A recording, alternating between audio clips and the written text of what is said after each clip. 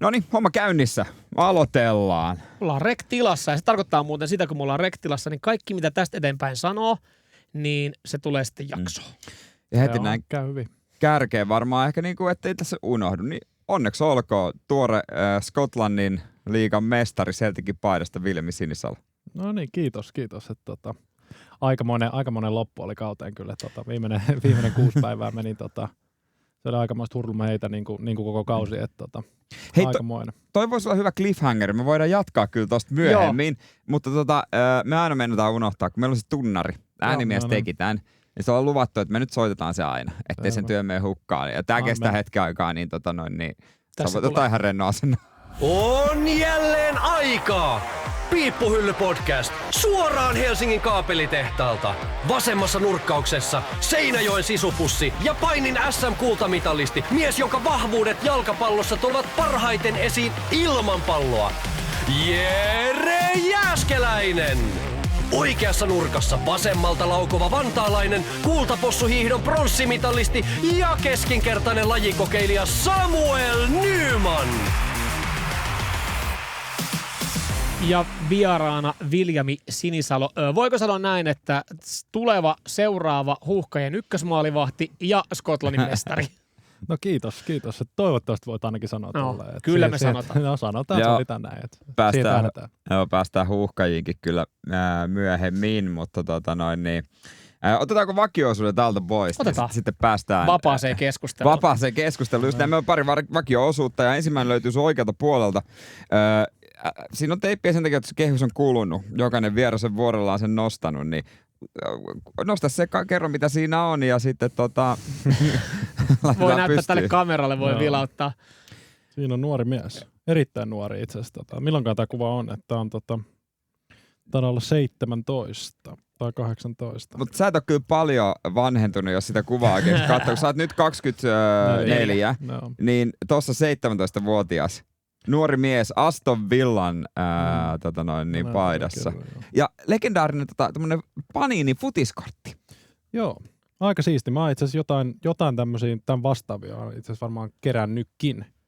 Mutta laitetaan sinne, otetaan kahvit tuosta edestä pois. Joo, siinä futiskortti ja se on, netistä löytyy kuva, jollakin on ihan taas muoveisti, että tuosta näkee vähän, että se on oikein säilytty, on niinku keräilty. Mä katsoin alkuun, että se on Jere sun että sulla oli fudiskortti, minkä sä toit, että sä oot sitä niinku jossain piirtänyt. ei ole tullut mistään pakasta Viljami Sinisalo futiskorttia. Joo, en tiedä. No, ei niitä varmaan hirveän montaa ole tuommoista.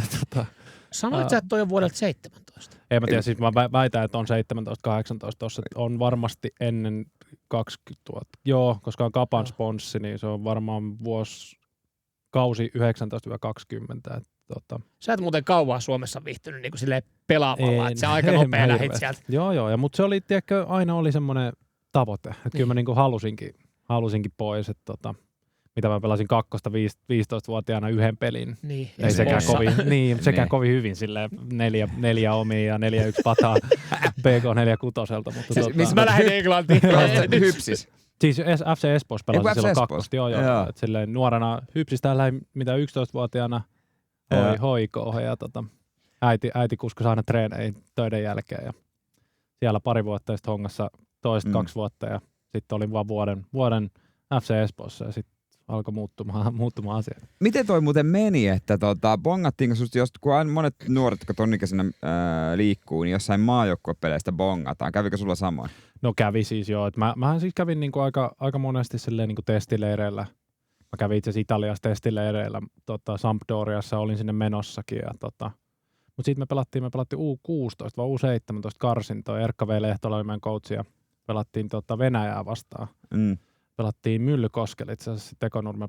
Voitettiin Venäjä 1-0 ja mentiin jatkokarsintaan, ei päästy yhtään maaliin. Oli Islanti, Färsaaret ja Venäjä meidän lohkossa. Ja sitten niinku siitä vissiin 2 viikkoa myöhemmin, niin mä olin testileiri Aston Villassa ja siellä oli viikon sitten. Ja sitten se oli vähän niin kuin siinä. Mutta toi on aika makeata, kun siis aika paljonhan ne pysyy silleen tutkan alla, että lähdetään tonne testileireille. Ja sullahan vähän niin kuin kävi, että lähit ja sitten ei ollut enää takaisin kotimaahan tulemista. Siis mulla kävi silleen, ehkä voisi sanoa, että tuuri Aston Villalla oli suomalainen scoutti. Okay. Taisi olla oliko Wilkman niminen. Janne Wilkman. Kyllä. Eikö se ole nykyään HJK:ssa? On. Joo. Ja jos en nyt ihan väärin muista, niin sehän Anne oli ollut katsoa peliä ja sitten niin ehdotti mua sinne ja kävin testileirillä, treenasin viikon niin kuin nuorena 15-16-vuotiaan siellä ja sitten itse asiassa mä lähdin vanhempien kanssa, olin viikon siellä ja sitten se sanoi sitten, niin kuin meillä oli peli lauantaina ja lauantain pelin jälkeen niin kuin meni ihan hyvin, voitettiin vissiin veistä, mitä alettiin voittaa pari nollaa ja tälleen ja se sanoi, että hei, voiko se tulla ensi perjantain takaisin? Silleen, että mä oon niinku kumminkin koulussa, niinku vähän on tälleen. Ja joo, odotan mä kysyn opettajalta. niin sit lähin perjantaina sit takas, pelasin lauantaina yhden pelin, voittiin 7-0, taisi olla Southampton. Ja sit sen jälkeen niin akatemiapäällikkö otti meidät mut ja äidin ja isäpuolen toimistoon ja sitten sanoi, että niin, että me haluttais tänne. Okay. Silleen se meni, sitä äiti itkee siinä vieressä. Mutta silleen mä oon aina sanonut ihan nuoresta asti, että niinku unelma on olla niinku pelata Englannissa, niinku Briteissä. Mä oon aina sen sanonut ja silleen varmaan moni joskus nauranutkin. Niinku, että mulla ei koskaan semmoista mitään backup-plania oikeasti ollut. Okay. Se on ollut aika silleen jalkapallo heavy. Ja me ollaan tavattu kerran, me päästään kyllä siihenkin, kun me ollaan potkittu pilkkuja sulle. Ja siis me saatiin pari jopa sisään. Aika montakin vissiin. Siitä on myös videotodisteita. Mä muistan silloin se Viljami sanoit, että kyllä sulla on niinku selkeä päämäärä, että jossain vaiheessa niin Valioliigassa ykkösmaalivahdin paikka. No nyt on Skotlannin Valioliiga. Skotlannin Valioliiga. Mutta puhuttiin Valioliigasta, että Skotlannin Valioliiga. Mutta kuitenkin, että se oli siinä kohtaa, että se oli kyllä aika magea kuulla, että no tossa on niinku, noin se pitääkin sanoa. Se pitää sanoa ääneen se unelma. Niin, ja tiedätkö, että ehkä sitten kun sä sanot se sun unelma ääneen, niin ehkä sä lait itselle vielä sellaista, sä uskallat sanoa sen sun tavoitteen ja pistät itselle se ehkä sen pienen jopa painetilaa, että hei, niin kun sä oot sanonut tälleen, että käy tekee se, koska se on vähän tyhmän näköistä, jos sä sanot sen julkisesti ja sit sä et pääse edes lähelle. Niin. Mut joo, se on aina ollut sellainen unelma ja mä oon ihan nuoresta asti sitä sanonut, tiedätkö, koulussa opettaja kysyy, että mitä te haluatte tehdä vanhempana, niin mä oon aina sanonut, että mä haluan jalkapalloa pelaa. Että ei se ole koskaan ollut, että mikä muu. Että aika vahva siinä henkisesti pitää olla, kun niitä vastoinkäymisiä tulee aika paljon jalkapalloilijalle ja niitä on kaikille mulle myös tullut. Mutta ei tässä vielä olla mihinkään päästy. Että aika matkaa on vielä. Mutta teit sä sitten nuorena, koska se oli selkeä päämäärä, niin opetteliko sä nuorena sitä silmällä pitäen englantia hyvin? Opetteliko sä kokkaamaan? Tiedätkö, kun nuori muuttaa, niin äiti muuttaa aina mukana ja sitten pesee pyykkää. Jossain vaiheessa se muuttaa sitten pois ja se ei saa enää virkavapaata. Tyypillinen tarina. Sitten sit pitääkin, että miten tämä pesukone toimii. Joo, mulla oli toi kyllä sama ongelma silloin alussa, kun 16-vuotiaan kun mä menin, niin mähän menin sellaiseen host familyin tai sijaisperheeseen. Ja siitä sijaisperheestä tietenkin tulee sulle semmoinen toinen perhe ja sä oot yleensä jonkun toisen pelaajan kanssa ja näin, niin silloin ei ehkä tarvitse vielä huolehtia siitä ruoanlaitosta ja tämmöisestä, mutta siellä se vasta sit alat oppia sitä englannin kieltä kunnolla, että kyllähän sulle koulussa opetetaan sitä englannin kieltä ja tälleen, mutta sitten kun sä menet tuonne Keskimaahan Birminghamiin ja ne puhuu ihan eri tavalla kuin mitä se sun englannin kielen opettaja. Sitten Lontoossakin on eri alueilla, ne puhuu eri tavalla. Ja Birmingham on tosi haastava aksentti, varsinkin jos se perhe on oikeasti syntynyt siellä Birminghamista ja tulee tietyiltä alueilta sieltä, niin sitten kun sä oot siinä tilanteessa joka päivä päivällisellä, niin siellä on aikamoinen semmoinen small talk-kulttuuri, että siellä ei olla hiljaa ja syödään, että siinä kysellään, että jos sä oot hiljaa, niin kuin suomalainen varmaan olisi, niin sit sulla on jotain varmaan väärin, vielä, että siitä varmaan se englannin kielen taito tulee. Siinä on muuten monelle suomalaiselle ylläripallo, kun sä lähdet tuonne Britteihin, se small talk-kulttuuri, että koko ajan pitää puhua, ja sitten se ruoka, kun se on ihan paskaa siellä vielä. Joo, mä oon ihan samaa mieltä. Siis ruoka on ihan hirveä, että se on aina ollut. Että ei perheessä oli ihan okei, siis ei siellä ollut pahaa. No mutta jos sä menet tulos syömään, niin mikä on siis... En mä tiedä. Niin. Siis, mutta eikö siellä mennä intialaiseen? Niin, ja kiinalaiset. Mutta kiinalaiset saa ranskalaisia ja tämmöisiä. Se on ihan ihme eri juttuja siellä. Mutta small talk on kyllä pahin, että se on että suomalaiselle tosi haastavaa, että siellä aina kysytään, että miten menee. Ja sitten jos sä kysyt suomalaiset, miten menee, niin sä saat vastauksen siihen. Niin. Mutta sitten saatat Englannissa sanoa takaisin, että okei, että all good. Se on siinä, ei tarvii, se on vähän outoa, että sä vastaat siihen, että sä vastaat good. Se riittää, että ei tarvii mitään muuta versus sit, jos sä suomalaisella tulet kysymään, niin saat saada koko elämän tarinan siitä, että se on ehkä suuri juttu. Miten brittien huumorin taju? erilaista. Siis onhan se no pukukoppihuumori nyt on universaalia. Niin, se on universaali ja se on ehkä vielä aika härskiä siellä, mikä on ihan hauskaa, mutta erilaista kuin suomalainen, mutta aika semmoista härskiä huumoria, se on ihan kivaa ja sarkastista, se on mun mielestä hauskaa. Parasta brittihuumoria on In-Betweeners. Joo, siis mä oon kattonut kanssa, se on hyvä, kun mä oon kattonut niitä pari, mä oon kattonut ne leffat. Joo, samoin. Joo, ja sitten me katsottiin yritettiin tyttöystävän kanssa, että katsotaanko ihan läpällä tää yksi leffa, In-Betweeners-leffa, ihan hauska, että molemmat naurettiin sitä sitten, mutta siis kai se on vähän semmoinen, että kaikki sen on siellä kattonut, mutta se on ehkä hyvä esimerkki siitä niiden huumorista. Joo, kaikille niinku katselusuista, kattokaa In-Betweeners, huikea. Mä en halua olla ilonpilaaja. Mut meillä on toinen osio, minkä mä olin ihan varma, että Jere on jo unohtanut, mutta tässä on pari cliffhangeria, koska mua kiinnostaa se koppihuumori, sit sä toit meille myös tuliaisia, se kiinnostaa, ja sit meillä on ihan kammottavasti kaikkea muuta. Mutta sä et ole kattonut In-Betweenersia. Joo, sä et Samuel ei tykkäisi. Eikö tykkäisi? Vaikka paha sana, kyllä. Joo, varmaan en mä usko. No jos mä sanon sen verran, että kummelit ei naurata mua. Okei. Okei, niin sitten... Vilhelm meni makuun. Okei. Samuel ei tykkäisi In-Betweenersia. Piippuhyllyn 1-2. Otetaan. Joo, meillä olisi tämmöinen 3 kysymystä vieraalle. Toinen meistä tekee kysymykset. Nyt on Samuelin vuoro tehdä, mutta tämä tarkoittaa sitä, että me koitetaan vasta yhdessä. Joo, te olette vähän tiimi tässä näin. Ja yllättävän harva saa 3/3. Mutta 3/3 on... Niin, se varmaan riippuu, että mistä ne on ne kysymykset. No nämä liittyy löyhästi sun uraan. Siis sanotaan, että Joo, kyllä sä ymmärrät sitten, että tosi löyhä yhteys. Joo. Mutta on siellä joku. Noniin. Tässä ekassakin on vahva, koska siis Celtic, se on nyt tullut erittäin tutuksi tässä viime aikoina. Joo. Ja varmaan Celtic Parkki on tullut aika tutuksi. Eli se on kotistadioni ja katsojakapasiteetti 60 832. Se on jo ihan hyvä. Kyllä. Kiitettävä, joo. Mutta, ja itse asiassa yleisökeskiarvo oliko roikkuu siinä Euroopan top 10 aika lähellä ainakin. Joo, mä katsoin niin jotain listoja, se on vissiin on siellä. Joo, se oli jossain kohtaa, se oli 11, mutta nyt mä katsoin jotain tuoretta, niin se oliko 58 000 jotain on keskiarvo. Joo. Se on aika paljon. Joo. Mutta kuinka paljon on yleisöennätys yhteenotteluun? Tämä on pelattu Rangersia vastaan, sen verran voi antaa siis sillä samalla stadionilla. Samaisella stadionilla.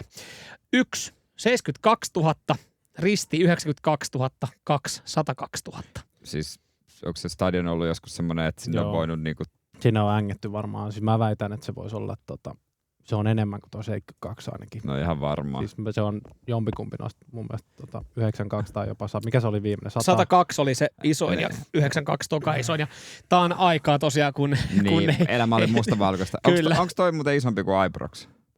Onhan se Eli Rangersin paikallisvastustajan stadion.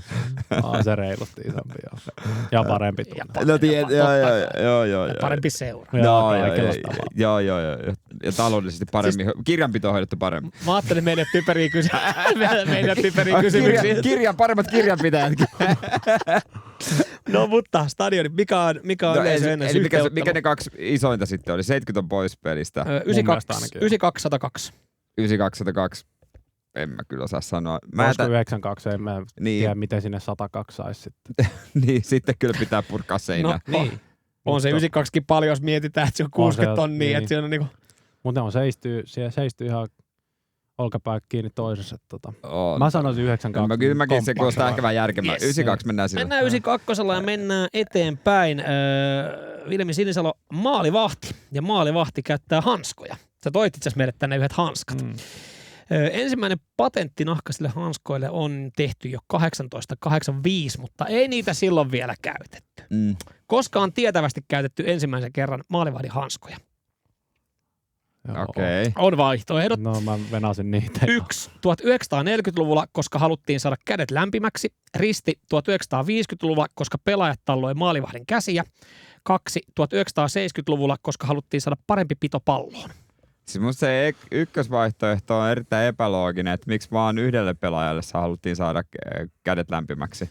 Niin se ei ole tavallaan millään tavalla looginen. Mutta mun mielestä mä oon nähnyt jotain kuvia, että ei se ollut noin...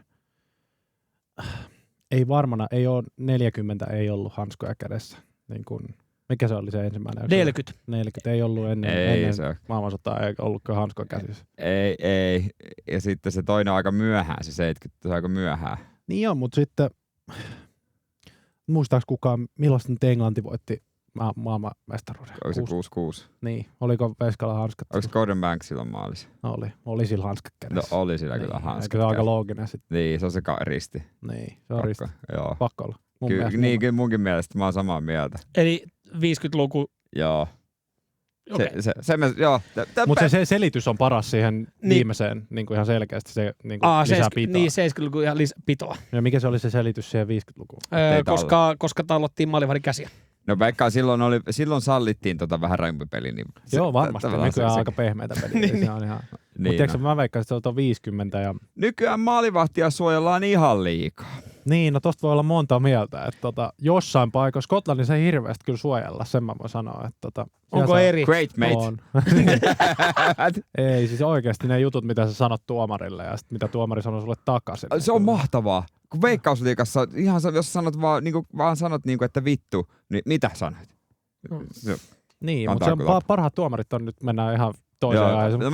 Niin. Mutta parhaat tuomarit on sellaiset, että sä pystyt keskustelemaan silleen nätisti. Et mäkin, jos mä sanon, mä aina tää kuulostaa hassulta, mutta ennen jokaista peliä mä käyn katsoa, että mikä se tuomarin nimi on, että nimellä ja silleen nätisti puhut. Ehkä sä saat siitä. No vähän, se kannattaa. Ehkä sä saat jonkun vaparin jostain kulmapotkusta sen takia silleen, että jos sä tiedät, että onko se nimi Niki vai David vai mikä sen nimi on. Mutta jos sen nimi on David, niin voiko sille, että Briteissä voi huutaa, että fuck off David? Ei, kyllä se lappu tulee siitä. Okei, sielläkin. Joo, sitä ei kannata, mutta mutta sitten tosiaan kun stadionit on täysin, niin ei ne tuomarit kyllä hirveästi, ei ne koskaan ainakaan mun lähellä yleensä ole ne tuomarit toivottavasti. Niin silloin peli pyörii väärässä päässä. Niin, että ne on aika kaukana, musta aika paljon sä voit sanoa ja sitten aina suomeksi voisit sanoa, jos haluat. Onko se koskaan tullut silleen, että mitä kaveri siinä puhuu? Puhuu meidän kielellä, jos suomeksi puhuu siinä jotain. Niin, en mä se itsekseni varmaan ehkä enemmän, mutta ei sitä... Kun on tarpeeksi vihainen ja ei kannata sanoa englanniksi, niin sano sitten suomeksi vaikka. Se on ehkä parempi ja fiksumpi vaihtoehto. Mutta oliko meillä vielä yksi kysymys? Teillä on vielä yksi. Te olitte se 1950. Joo, no niin. Varmaan väärin meni. Mutta. Sitten. Kenellä seuraavista maalivahdeista on eniten kansainvälisiä nollapelejä? Eli maaottelut. Niin, maaottelut, kyllä. Niin. 1. Iker Casillas. 2. Gianluigi Buffon. 2. Oliver Kahn. Se oli risti, oli Gianluigi Buffon. Eli Casillas, Buffon, Kahn. Pitäisi varmaan miettiä, että ketä pelasi pitkään maajoukkueessa. No kaikki. Niin, nimenomaan. Nyt vaan kaikki, mutta pisimpään. Kuka näistä kolmesta? Mä väitän, että näistä kolmesta pisimpään pelasi Casillas ja Buffon, että niillä on ollut musta vielä pidemmät urat. Niin ja molemmat menesty. Sekin myös, että ne pelasi paljon. Hyvissä joukkoissa, mutta olisiko se looginen italialainen puolustus, semmoinen mentaliteetti ja eikö ne pitäisi sitten eniten kaiken järjen mukaan, mutta ei nämä yleensä sillä järjen mukaan mennä vastaukset. Ei. Mikä sulla on, Hanchi? No en mä tiedä. No mä sen Oliver Kahnin pudottaisi heti pois jotenkin. Ei kuulosta sille. Kumminkin se on se, mutta pudotetaan pois. Mäkin pudottaisin. Joo, että sit se on Buffon tai Iker Casillas. Niin sit se on kyllä ihan arpaa, että molemmat on pelannut paljon maaotteluita, molemmat on arvoturnauksissa mennyt pitkälle. Niin niille ei varmaan päästysmaaleissa ole edes isoa eroa. Ei voi olla, ei. Mutta nyt oli nolla. Niin, no, mutta siis... Joo. Niin kuitenkin. Niin. Mutta mä ehkä itse sanoisin just sen italialaisen puolustuskulttuurin takia. Niin kuin hänellä oli edessään vielä ihan superhyvä puolustus. Niin oli. Ei silleen, että Espanjalla ei olisi ollut. Sä yrität katsoa sieltä aina välillä tähän näin, että tuleeko jotain ilmeitä tulee täältä. Silloin oli parempi puolustus. No sanotaan Buffon. Mä mennään Buffonilla. Mennään Buffonilla. Mennään. Näin. Ja sitten vastaukset. Kaikki väärin. Piippuhyllyn 1-2. Vastaukset jakson lopussa. Joutuu odottaa. Eli jakson lopussa. Kato, ettei vieraas karkaa, niin me ollaan aina pidetty tämmöinen. Hei, miten me lähdetään? Otetaan me täältä. Otetaan noin, koska Viljami toi meille tänne, saadaan vähän seinälle. Ensinnäkin tämähän on ihan tuore. Joo, niin se on. Paita. Siis, toi hyvän näköinen maalivahdin paita. Ja siinä on vielä vähän rapaa. Missä mä näen? Onko tää pesty? En mä tiedä, mä ainakaan itse sitä ole pessyt. Siis tää printtikin on ihan eri laatua kuin ne, mitä mä ostan fanshopista. Siis ne on, siis pakkohan ne olla on ne varmaan eri materiaalit jollain tavalla. Tai nykyään faneillekin myydään 3 eri laatua ja Kalle, joka maksaa aivan sairaasti, on se, mitä pelaajat käyttää. Mutta tuossa lukee Saksa, Suomi, Mainzissa 31.5.2026.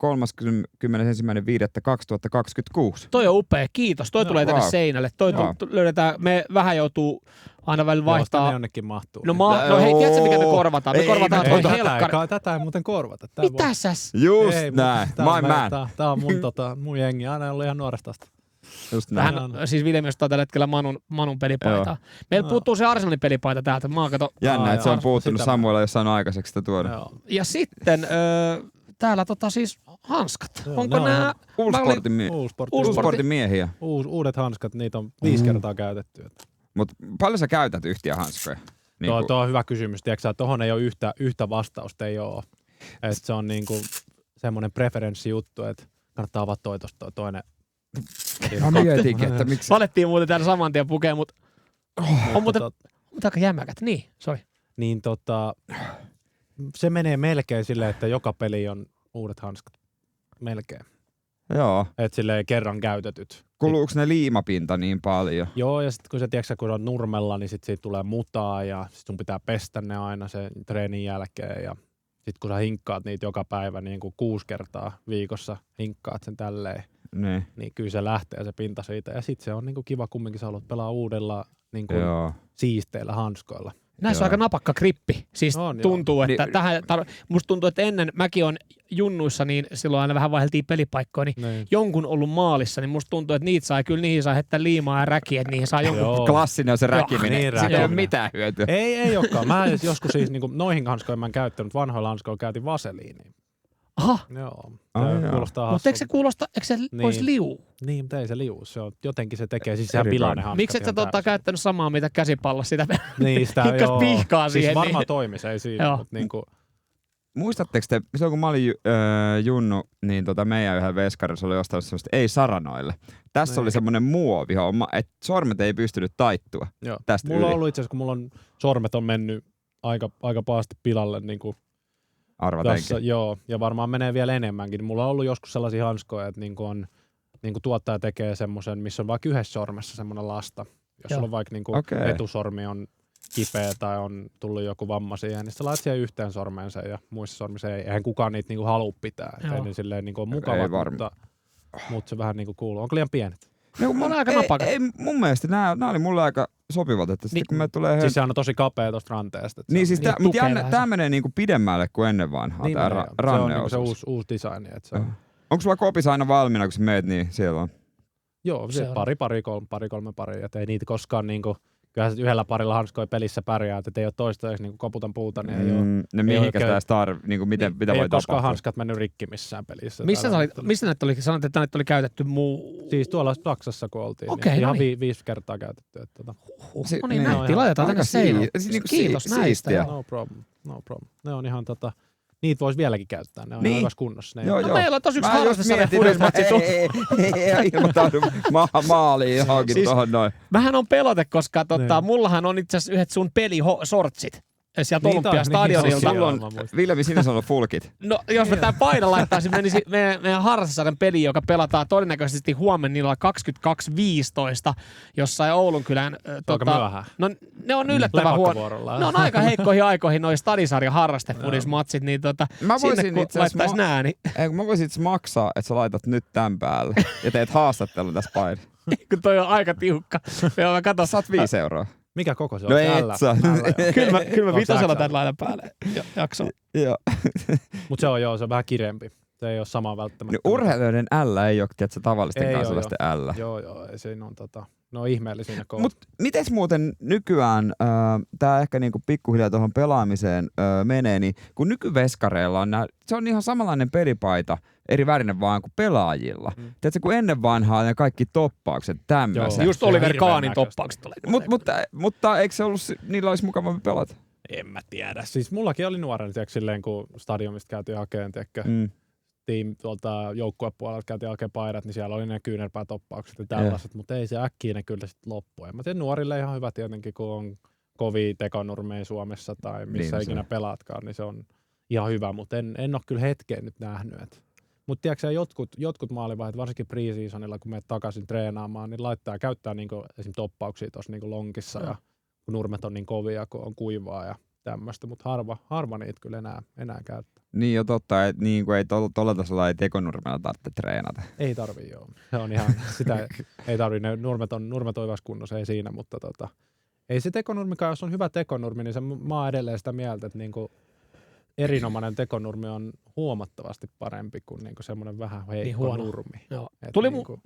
Tuli muuten vielä mieleen noista hanskoista ja sitten varmaan päästään vielä eteenpäin. Nyt kun nämä hanskat on tässä ja sanoit, että sullakin on joskus ollut, että jos on ollut vaikka joku sormikipeä, niin siellä on joku teippaus tai joku tämmöinen ollut lastasi, niin onko yksikään pelaaja, kenen kun sä oot maalissa, saat silleen, että potkaisee niin kovaa, että mä en haluaisi laittaa sormia tuohon väliin. Että on sille, ei mä nyt sano, että pelkää, mutta tiedätkö se, että jos mä laitan sormet tuohon ja se on vähän sormien päähän, niin mun sormet pyörii ympyrää tuossa. No näitä on aika monta silleen, no jos nyt sanotaan tästä läheltä, niin niinku jolle vetää aika lujaa. Okay. En ole ainoa, me ollaan Lukenkaan ja Jessenkaan puhuttu sitä aika monesti. Treeneissä ei sitten kova. Niin, mutta se vetää aika kovaa oikeasti, että siinä ei nyt saatu, mutta niinku, kyllä se niinku ihan silleen maailmanluokan laukaus on hänellä. Ja sitten ehkä, mitäs nyt muita sitten, jos miettii näitä Aston Villassa ehkä pari, musta kun semmoinen kolumbialainen kuin John Duran. Joo. Se meni tonne Saudeihin. Vittu se oli, miksen piti mennä niin, sinne. Joo, mutta siis se oli kyllä semmoinen kanuna se jätkä, että niinku muutenkin ihan ihmisenä ykkönen. Ihan ihme jätkä, mutta se veti lujaa. Sitten oli Watkins veti aika kovaa, että sekään ei. No joo. Mikään syöttelijä sinne maaliin verkkoon, joo, että se vetää aika kovaa sitä palloa. Kuka se hyökkääjiä? Hyökkäjiä kaikki, ja sitten nämä topparit, tiedätkö, nämä tulee ja vetelee sinne, vetää nilkalla, tiedätkö, puolen vaihtoa ja yrittää tehdä, että silleen se menee, mutta ei, sanotaan noin ehkä, mutta jolle nostaisin niinku oikeasti siinä, että siellä on oikeasti sitä palloa niinku todella lujaa. Niin eikö jossain sanottu tyyli, että nykyään maalintekijä, että se pallo periaatteessa pitäisi melkein syöttää sinne maaliin, eli tavallaan kun sijoittaa, mutta tuossa on selkeästi eri taktiikkaa, että potkastaan kovaa. Sekin niinku maalivahdit on kehittynyt niinku mun mielestä siinä, että tietenkin hyökkäjät ja tälleen kehittyy, pallot on erilaisia, mutta maalivahdit on ehkä niinku, jos miettii nykymaalivahtia vaikka 10-15 vuotta sitten olevia maalivahteja, niin onhan ne paljon atleettisimpia ja niin kuin fyysisesti paljon parempia. Et sun pitää enemmän nykyään tehdä, että sä teet maalivahille maalin, kuin mitä se ehkä oli sit 20 vuotta sitten. Että niin kuin siellä on maalivahit on niin paljon kehittynyt niin kuin teknisesti ja fyysisesti varsinkin, että se on niin kuin, vaaditaan ehkä vähän eri juttuja niin kuin hyökkäjiltäkin siinä mielessä. Ja maalivahtivalmennus myöskin, se on tullut niin kuin ihan eri tavalla. On, ja se on semmoista niin kuin mikroanalysointia, mikä on ihan fine, että se on niin kuin niin pienistä asioista kiinni ja senteistä kiinni, että otatko sä kiinni jonkun vedon vai ei, ja osuuko se sun sormeen ja menee maaliin, vai osuuko se sun sormeen ja menee tolpan kautta ulos. Se on niin pienestä jotenkin kiinni, ja sen takia se mun mielestä on niin kuin yksi vaikeimmista, ellei jopa vaikein pelipaikka, kun sulla ei ole mitään marginaalia siihen virheeseen. Päästään mulle tuohon pelipaikkaan, mulla on muutama kysymys siihenkin, mutta siis toikin on, toivottavasti se tilanne ei koskaan mene siihen, kun jossain golfissa esimerkiksi, kun välineet on kehittynyt ja pelaajat lyö pidemmälle, niin aletaan löytää ratkaisuja, ettei lyötäisi niin pitkälle, eli tuodaan niitä huonompia palloja, niin toivottavasti se ei koskaan menisi jalkapallossa siihen, että maalivahdit kehittyy niin hyvin ja on niin hyvät kamppeet ja isot kamat, että maaleista tehtäisiin isompia. Siis sehän olisi niinku ihan kauheaa. Se on niinku, nykyään muutenkin mun mielestä maaleja tulee enemmän. Pallot on erilaisia ja harvoin sä näet enää niinku 0-0 pelejä. No just itse asiassa jalkapallon MM-kisat, kun on käynnissä tällä hetkellä, niin tässä kun tämä nauhoitetaan, niin ei onneksi ollut yhtäkään. Ja sitten katsojan roolistahan se on kiva. Varmaan maalivahdin roolista, niin se olisi silleen kiva. Mutta sitähän se niinku, mun mielestä niinku ajetaan niinku sisään tässä koko ajan, että halutaan sitä niinku viihdearvoa. Niin se on, joo kyllä. Ja ihmiset saa sen rahansa edestä ja tulee katsomaan ja mitä ihmiset haluaa nähdä, niin maaleja. Niin. Me ollaan siellä niin maalivahtin, yritetään pilata sitä ihmisten nautintoa siitä, että pallo menee yhdessä. Silleen, jos miettii, että silleen vähän niin sanotusti paskaduuneja. Joo, ei palkitseva. Ja tuosta ei palkitsevasta hommasta, niin siihenkin varmaan seuraavaksi. Piippuhylly. Ohilaukauksia ja sakkokierroksia. Mutta otetaanko huuhkajia vaikka kärkeen? Niin, Ville, mietit sä sitä, kun sä mietit sitä huuhkajien maalivahdin paikkaa, että sulla on enää yksi este ja sekin on jo 36-vuotias. No en mä sitä niinku ehkä, ei sitä ehdi miettiä. Et sitten kyllä mä oon aina sanonut, että mä haluan niinku olla Suomen niinku ykkösmaalivahti. Ja yksi semmoinen unelma on ollut, että niin kuin jos Suomen maajoukkojen paidassa saa arvokisoissa pelata. Ja se on niin kuin ollut semmoinen valtava unelma. Mutta kyllä mä tiedostan se, että mä oon tällä hetkellä sellaisen niin kuin suomalaisen jalkapallon-ikonin takana, joka on tehnyt niin kuin suomalaiselle jalkapallolle niin kuin tosi paljon, ja sitten kun hän päättää lopettaa, niin jos mä pystyisin edes jotain, mitä Luke on niin kuin tehnyt suomalaiselle jalkapallolle niin kuin ihan kokonaisuutenaan, niin itse pystyisin tekemään, niin siitä voisi olla aika tyytyväinen, mutta päivä kerralla niin sanotusti, että ei sitä ehdi silleen miettiä, että sit jos sä et tee niin kuin niitä päivittäisiä juttuja oikein, niin ei se sun aika koskaan sit tuu. Ei kannata miettiä niin pitkälle, että päivä kerrallaan, peli kerrallaan, ja kun se tilanne tulee, niin sitten mennään ja nautitaan. Onko sitä koskaan miettinyt, perkele mä oon valinnut ihan väärän pelipaikan? Koska jos miettii pakkeja, siellä on 4 yleensä, okei, laita pakit, topparit, keskikenttää, kärkiin, niin ne mahtuu aina muutama vähintäänkin kentälle.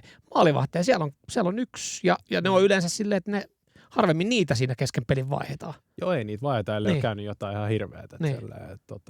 Mutta en mä kyllä koskaan, niin kuin, tietenkin musta tuntuu, että jokainen maalivahti aloittaa sieltä jostain hyökkää. Ja sit sä pikkuhiljaa. Siis se sama mulla, mä väitän, että aika monella saat hyökkääjä aluksi, että on ihan tarpeeksi hyvä tekee maaleja, niin menet keskikentälle. Sitten ei ole, niin kuin, että osaakaan syöttää tarpeeksi hyvin, niin sitten on toppari, ja sitten osaa puskea, niin sitten päädyt maaliin.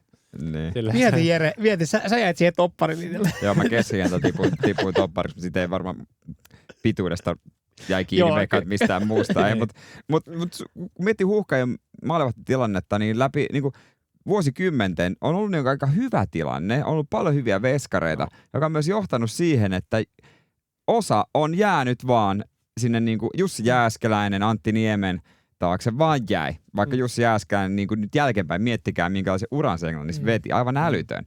Ja sitten tietysti Jesse Jorosella oli myöskin vähän sama homma. Ja nyt hän toki lopetti. Hän oli antanut jo niinku kaikkensa maajoukkueelle, mutta siltikään se ei päässyt sieltä Luken varjosta pois. Niin Suomessa on niinku hyviä maalivahtia, joka on hyvä juttu, mutta aina on vähän niinku joku jäänyt siihen ikävään tilanteeseen. Niin on, mutta se on niinku, kun on joukkueurheilusta kyse, niin kyllä se niinku aina, en mä tiedä, suomalaiset niinku ihmisenä silleen, niin se maalivahti ja se rooli, mikä sulle annetaan maalivahti silleen niinku henkisesti, niin jotenkin se sopii mun mielestä suomalaiselle. Silleen, että sä oot aika rauhallinen. Suomalaiset maalivahit on aina niin kuin mun mielestä aika rauhallisia, on se sitten jalkapallossa tai jääkiekossa. Semmoinen, että sä pystyt olemaan semmoinen viilipytty ja rauhallinen ja johtava, johon ihmiset pystyy luottaa. Ja jos sä mietit näitä niin kuin huippumaalivahtia, mitä Suomella on ollut, niin kaikki on mun mielestä ollut sellaisia niin kuin omalla tavallaan kapteeneja. Oot sitten pelannut vai et, on se sitten Jässi, Antti, Jesse tai Luke. Ja omalla tavallaan ne on niin kuin vähän niin kuin kapteeneja siinä joukkueessa ollut aina. Peter Enkelman myös niin, joo, vaikka mitä. Näitä suomalaisia maalivahteja. Se on niin kuin, jotenkin, en mä tiedä, sit sopiiko suomalaisuus siihen niin kuin velvollisuuteen, mikä sulle annetaan, kun sä oot maalivahti, että sä pystyt pysymään rauhallisena ja kuulina siinä tilanteessa. Mutta niin, toivottavasti on jatkossakin sellaisia maalivahtia, siihen pyritään. Niin, mä edes tiedä sun jälkeen, kuka on se Suomen seuraavaksi lupaavin. Eikä mua niinku kiinnosta, jos sä pysyt kunnossa. Näin Huuhkaja-fanina. Niin, no siihen pyritään. Eihän sitä koskaan tiedä. Niin tuolta tulee yhtäkkiä, mä oon 24, siellä voi olla joku 14, 15, 16-vuotiaasta, mistä me ei kukaan tiedä. Miten se muuten menee? Ajatellaan siis totta kai tässä Luke 36. Jossain vaiheessa hänen on lopetettava meidän ajatuksissa, niin William, joo, sä olet seuraava ykkönen. Mutta sitten kun mietitään, että siellä on ollut Luke, sinä, Jesse, niin mitenhän se menee jatkossa? Onko siis Chelsean Lukas Bergströmi? Joo, niin, siis onko se, ei se enää Chelsea. Niin, anteeksi. Niin. Siis on, joo, mä oon tuntenut se, me oltiin 2-1 samaan aikaan. Siis huikea jätkä. Me mennään itse asiassa tuossa juhannuksen jälkeen mennään golfaan itse asiassa. Mutta huikea jätkä ja se on Majorkalla ja toivottavasti pääsee pelaamaan. Mutta siinä niin se, me ollaan ikäprofiililta aika samanikäisiä. Että silleen, jos miettii, siinä on 2 niin nuorta ja sitten tulee näitä nuorempia, jotka on nyt 2-1 Jantusta ja tämmöisiä nuorempia jätkiä, joista me ei välttämättä tiedetä niin paljon, mutta se tärkeintä on se, että sä pääst pelaamaan ja mitä aikaisemmin sä pääst pelaamaan, että niin kuin sun ura kestää sinne toivottavasti sinne lähemmäs 40, että jos sä pääst nuorena niin kuin 22, 23, 24, joka on maalivahdelle aika nuori ikä vielä, jos sä pääst silloin pelaamaan, niin sit sulla on koko maailma edessä silleen 30 pohjoispuolelle silloinhan ne maalivahdit vasta niin kuin mun mielestä on parhaillaan. Millaista on muuten pelata Huuhkajissa? Jos vertaa vaikka niinku Celticiin ja miettii näitä paineita. Celticissä varmasti on aina paine, pitää voittaa tulla pyttyjä. Ja sun pitää. Mutta sitten Huuhkajissa, ja sit, se, niinku, jos et sä selviydy kisoihin, niin ei se ole välttämättä maansuru, joka paitsi faneille. Niin miten jos vertaat noita niinku Huuhkajien paineita ja Celticin paineita? Ihan erihän se on niinku seurajoukkue. Varsinkin jos olet tuommoisessa niinku suuseurassa, niin se lauantain tulos niinku se vaikuttaa sun viikonloppuun ja mitä sä voit tehdä pelin jälkeen ja tämmöistä. Se on niinku, jos siellä kun seurajoukkueessa kun häviit jonkun kotipelin, niin se on niin kuin sanoit, niin tulee niin sanotusti aika paljon paskaa niskaan. Mutta se on ihan hieno juttu. Mutta se on Suomessa, me pitää ymmärtää ne realiteetit, mitä me ollaan tällä hetkellä jalkapallomaana ja toivottavasti tämä nuori sukupolvi, mikä nyt koko ajan tulee enemmän ja enemmän esille, niin pystyisi kantamaan tätä maajoukkoa niin tuleviin arvokisoihin ja sillä tavalla nostaa sitä niin sanottua futisbuumia taas mikä silloin oli. Se on jännä, miten tuo maajoukko on niin muuttunut siitä, kun mä muistan minä ja Oliver Antman mentiin samaan aikaan, oltiin ensimmäistä kertaa, siitä on kohta 4 vuotta, kun me mentiin ensimmäistä kertaa maajoukkueeseen ja nuorimpeni äijinä ja nyt 4 vuotta myöhemmin. Niin paljon on tapahtunut. Niin, ja me ollaan nyt siitä, me katsotaan ympärille, me ollaan silleen, että hei, me ollaan toisiksi vanhempia täällä. Niin, me ollaan molemmat 24V. Paljon Oliverilla 3. vai 4. eniten maaotteluita koko ringissä. Silleen 24-vuotias äijä. Tolleen kun sanoit, on ihan älytöntä. Niin. Ja sitten kun miettii, että se sun rooli niin kuin muuttuu ihan täysin. Niin. Mutta sitten se ehkä pystyy auttamaan siinä, että mieti, jos sä koet nuo jutut silloin 24-25-vuotiaana, niin kuinka valmis sä oot henkisesti sitten 30-vuotiaana, tiedätkö? Mutta sitten tulee varmaan semmoinen fiilis, että sitten pitäisi myös toimittaa. Että kyllähän se maajoukkueessa se varmaan se, vaikka pelaa hienon uran ja eittämättä varmasti pelaatte, niin sitten varmaan se pelaaja niin ajattelee, että tämä on onnistuminen vastaus, me päästään kisoihin. Joo, ja siis meillä on hyvä kaveriporukka, mitä me ollaan oltu kauan siellä samalla porukalla, niin kuin Anssi Suhosta ja Oliver Antman, Matti Peltola, Topi Keskinen, niin kyllä me nyt silleen ollaan aina sanottu, että jos emme kerran johonkin kisoihin mennä, niin kyllä pitäisi niin kuin vähän olla pettynyt silleen niin itteensä myös, koska sitten koetaan se, että niin kuin sanottiin tästä uudesta sukupolvesta, niin me ollaan sellaisia jätkiä, jotka pystyy niin kuin jollain tavalla siihen toivottavasti niin vaikuttamaan omalla suorituksella ja sillä, että miten me pelataan myös. Että kyllähän sitten, jos ei mentäisi joskus niin kuin kisoihin tässä meidän toivottavasti vielä yli 10 vuoden maajoukko-uran aikana, niin sit voisi olla pettynyt, mutta toivottavasti ei tarvitse sitä niin kuin ajatella. Niin, ja toi itse asiassa kun katsoo ylipäätänsä siis Huuhkajia ja missä niin jengi pelaa, niin se on aika upeata, hienoa katsoa, että siis ne on niin kuin eurooppalaisia huippuseuroja tai huippusarjoja, missä enemmässä määrin niin pelaa, koska ei sekään ole ollut aina Huuhkajissa semmoinen itsestäänselvyys, kun katsoo, että siellä on kaikki on silleen niin kuin isossa roolissa. Niin, ja sitten se on, niin kuin, kun sä pelaat sellaisissa seuroissa, että sun seurassa niin kuin vaaditaan sitä voittamista, niin se ehkä niin kuin kasvattaa sua sitten, kun sä tuut takaisin maajoukkoeseen, niin sit sä oot yhtäkkiä niin kuin tottunut voittamisen kulttuuriin. Ja sitten sä pystyt pelaamaan sellaisissa seuroissa, mikä nytkin niin kuin pelaa jätkiä sellaisissa, niin sä huomaat se, että miten heidän niin kuin henkinen valmius siihen niin kuin maajoukkojen erilaiseen paineeseen niin kuin on kehittynyt. Koska jos sä oot sellaisessa seurassa, missä niin kuin joka viikko tappelet putoamista vastaan ja häviit 80% peleistä, niin se on vaikea tulla sitten sellaiseen joukkoeseen siitä lähtökohdasta ja yrittää olla semmoinen voittava pelaaja, tiedätkö? Että jos sä pystyt pelaamaan sellaisessa seurassa, missä voittaminen on niin kuin pakotettu ja semmoinen kunnon voittamisen kulttuuri, niin kyllä se sitten tulee sinne maajoukkueeseen myös. Ja toivottavasti me pystytään sitä yhdessä tekemään. Ja tosiaan, niin kuin sanoin, niin tosi nuori ryhmä on edelleen. Ja se, mitä yhdessä pystytään kokemaan tämän ikäisen 22, 23, 24-vuotiaana, niin toivottavasti, sit kun sä alat olemaan 27, 28, niin sä oot kokenut niin paljon yhdessä. Ja saatika se, että tuolla U21 on aika hyvää niin vaskaa niin tulossa, niin että siellä on niin kuin aika monta hyvää junnua. Ainakin yksi Matias Siltanen, joka ei vaan löydy paikkaa. Siitä pitäisi kysyä Jaakopilta. Ja Jaakopista itse mä haluaisin kysyä, Jaakob Friis siis. Onko se erilainen äijä sit siellä niinku pelaajien kesken kopissa kuin mediassa? Mediassa aika hillitty semmoinen, ei juuri niinku, aika niinku samalla naamalla sanoo kaikki iloiset ja surulliset asiat. Mutta miten sitten, niin kun se on teidän kanssa? Minkälainen tyyppi se on? Nohan se kontrasti niin esimerkiksi Riveen on erilainen. Et Rivellä oli Nure ja Nure oli aika semmoinen. Nure oli hahmo ja se sanoi niin kovaa asiaa ja sitten niin porukka tykkäsi semmoisesta. Niin Vanhan liiton. Joo, mutta se on ihan kiva joskus. Varsinkin kun nykyään niin jalkapalloilijat muuttuu ja nuorempi sukupolvi on ehkä pehmeämpi kuin mitä oli tiedätkö, 10 vuotta sitten. Niin ehkä silloin joskus niin tarviikin sitä niin pientä niin Nuren tiedätkö, läimäätystä sormille tai tämmöistä. Niin mutta nykyään aika rauhallinen niin on jo.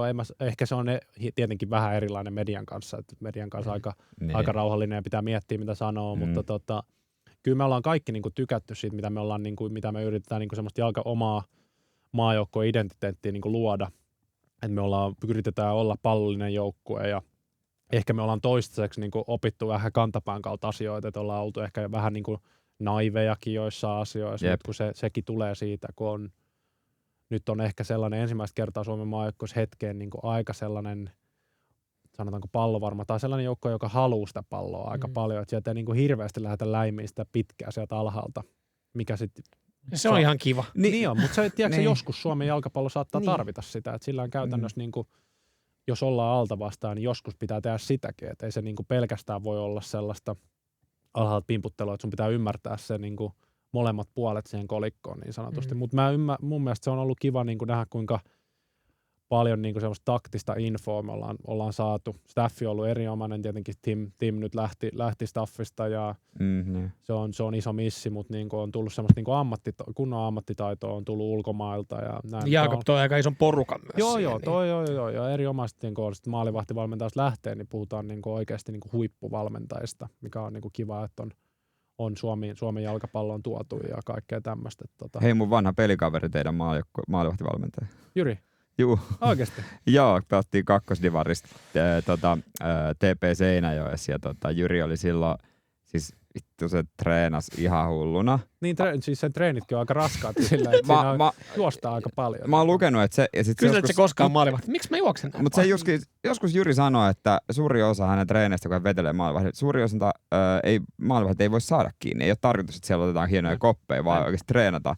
Mutta se oli silloin, me sanottiin Jyrille, että Jyri, nyt kunnon ränni päälle ja rentoudu vähän, niin voisi tuoda koppeja. Mutta Jyri aika vakava mielinen oli silloin. Mutta siis tosi mukava ihminen. Joo, mukava ihminen, mutta sitten katsottiin, kun se Jyri lähti grindaamaan sitä omaa tietä, niin pikkuhiljaa jossain vaiheessa todettiin, että no nyt se jätkä, mille sanottiin, että olisiko saunalta mitään, vittu se on mestarien liigassa. Niin, mutta siis ihan huikea valmentaja. Silleen mä oon ehkä oppinut yksi parhaista, ellei jopa paras, kenen kanssa mä oon niinku työskennellyt. Että on se semmoinen mikroanalysointi, mitä mä sanoin jo aikaisemmin, niinku ihan joka ikinen pieni juttu, niinku semmoinen plyometrinen juttu. Ja mä en tiedä mikä on plyometrinen, kun onko sana suomeksi, mutta sellainen, miten sä pystyt... usko. En tiedä, mutta se englanniksi on plyometrics. Tosi kaunis sana se kuitenkin on. Mä mietin kanssa, että mitä kieltä me nyt puhuttiin. Joo, mutta se, miten sä pystyt sun kropaan ja niin kuin silleen fyysisesti saada sellaiseen niin kuin tilaan, että sä pystyt suorittamaan mahdollisimman nopeasti jonkun teknisen suorituksen. Niin kuin ihan tommosia pieniä... Vitsi menee pieniä. Ne menee tosi pieniä juttuja, mutta se on siistiä. Ja sen takia se valmentaa tuolla tasolla, missä se on. Ja se on niin kuin... Ihan niin kuin Euroopassa mun oma seuran valmentaja tuntee sen. Se niin kuin Euroopassa tunnetaan niin kuin oikeasti hyvänä maalivahtivalmentajana. Ja miettikää Suomesta. Niin. Niin kuin älytöntä, mikä on se grindin tehnyt. Nimenomaan. Ja se on oikeasti hieno nähdä. Ja se, mitä se antaa niin kuin, ei pelkästään maalivahdille, mutta joukkueellekin. Että se on aika paljon niin kuin siinä peliavaamisessa niin kuin mukana ja näin poispäin. Että se on niin kuin, ja sitten sellaisia ihan semmoisia juttuja, mitä mä en ole esim. Miettinyt koskaan. Että sano kerran mulle tuossa silloin, kun se alkoi meitä valmentaa maajoukkueesta, hei, niin kuin, tiedätkö Viljami, minkä takia mä pistän sut niin kuin laukomaan tässä niin kuin näitä. Kun tehdään veskadrillejä, niin me ollaan niin kuin hyökkäjiä, ne jotka ei tee sitä ole siinä maalissa. Ja se on se, no miksi? Niin kuin, mietipä sitä, että mieti sit, kun sä oot itse siinä hyökkääjänä ja sä näet jonkun tilanteen, pallo tulee sulle. Ja sä oot itse siinä tilanteessa, sä mietit, että hei, että mä en oikeasti tästä asennosta, jalan asennosta pysty vetämään tonne.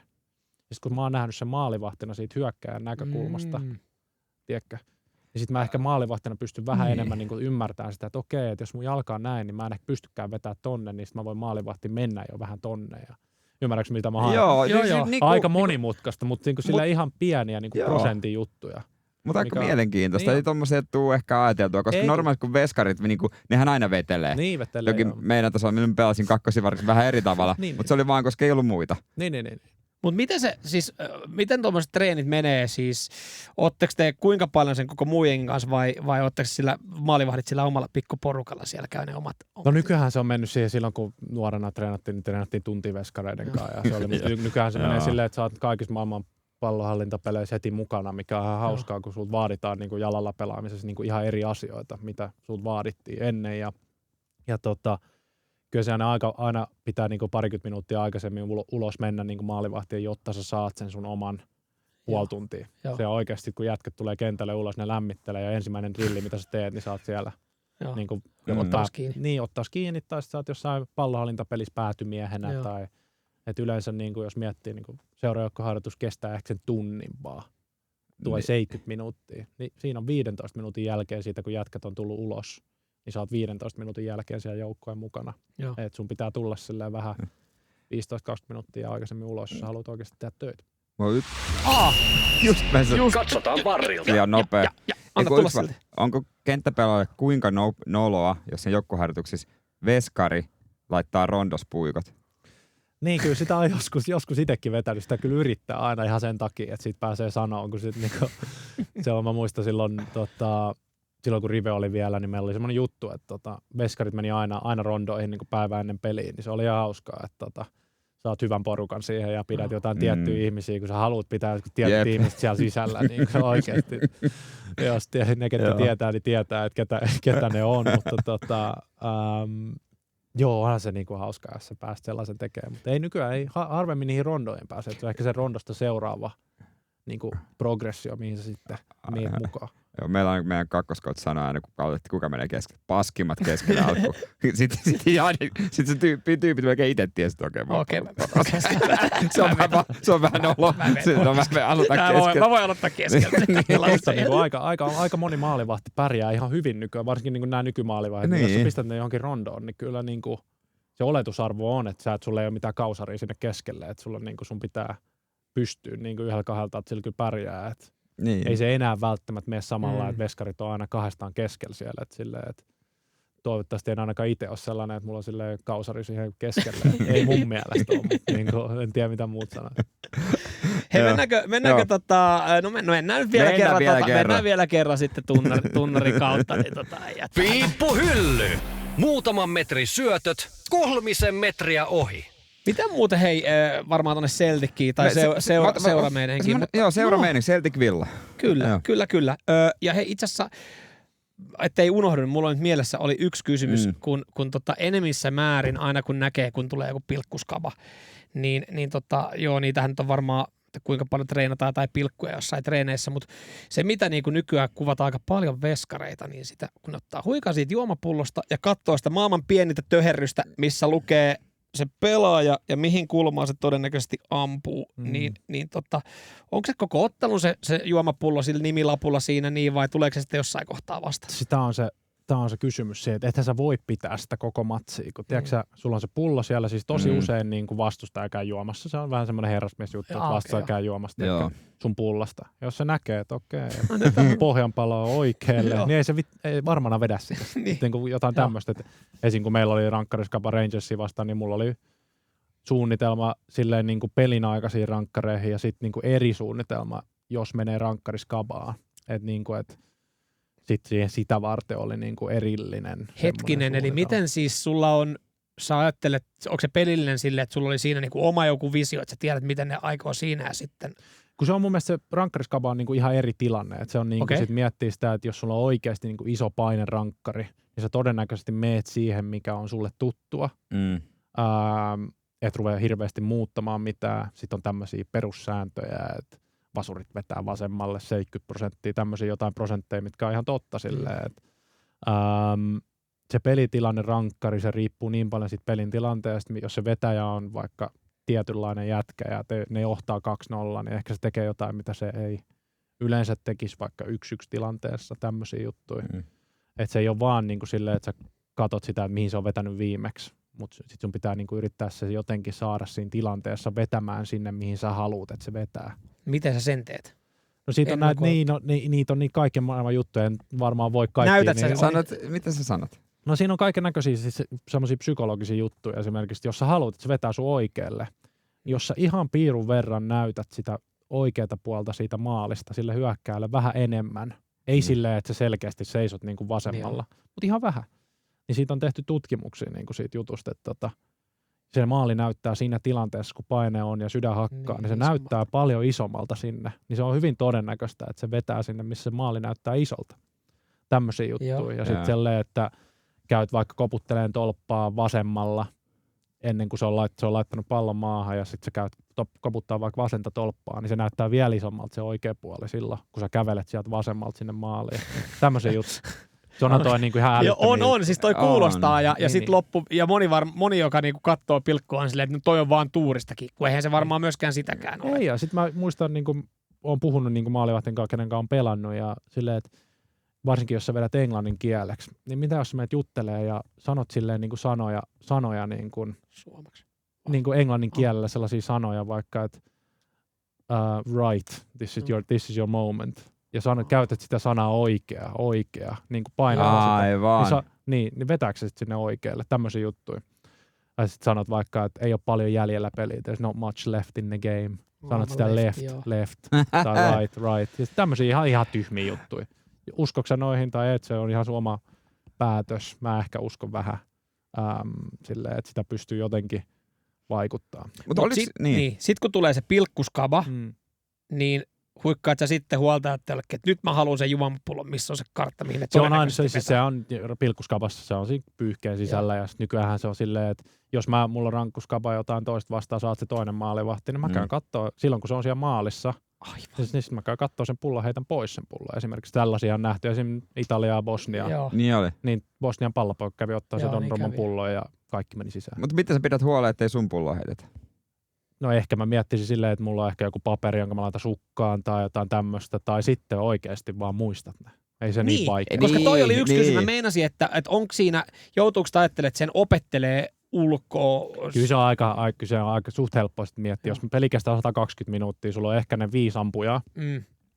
Sitten ehkä niistä 5 ampuista 3 ei ole kentällä enää, koska saattaa olla joku laituri, jota sä mietit, ei varmaan ole pelannut 120 minuuttia, varsinkin nykyään 5 vaihtoa. Niin niistä ampujista, joita sä oletat, että ampuu, niin niistä saattaa olla enää 2 kentällä. Joo.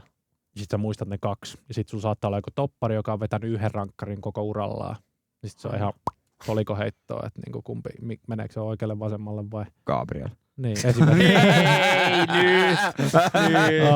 Tää oli hyvä. Se oli muuten vasemmalla oikealle vai toisella stadionilla? Vai stadionin yli. No se laittoi. Mutta tää on surullista, että hän pelasi hienon kauden ja kaikki muistaa vaan, miten se päättyi. Oliko niin, että sä oot Emi Martinezilta Aston Villan maalivahdilta oppinut näitä juttuja? Kyllä mun mielestä tulisi tyhmä olla, jos mä en kysyisi. Mitä se opetti sulle? No just tällaisia näistä juttuja. En mä näitä niinku itse ole keksinyt. Että se nyt tekee ehkä niinku sille oikeasti niinku mulkusti niitä juttuja, ottaa sen siitä pallon. Siitä on tullut vähän raskaan oloinen.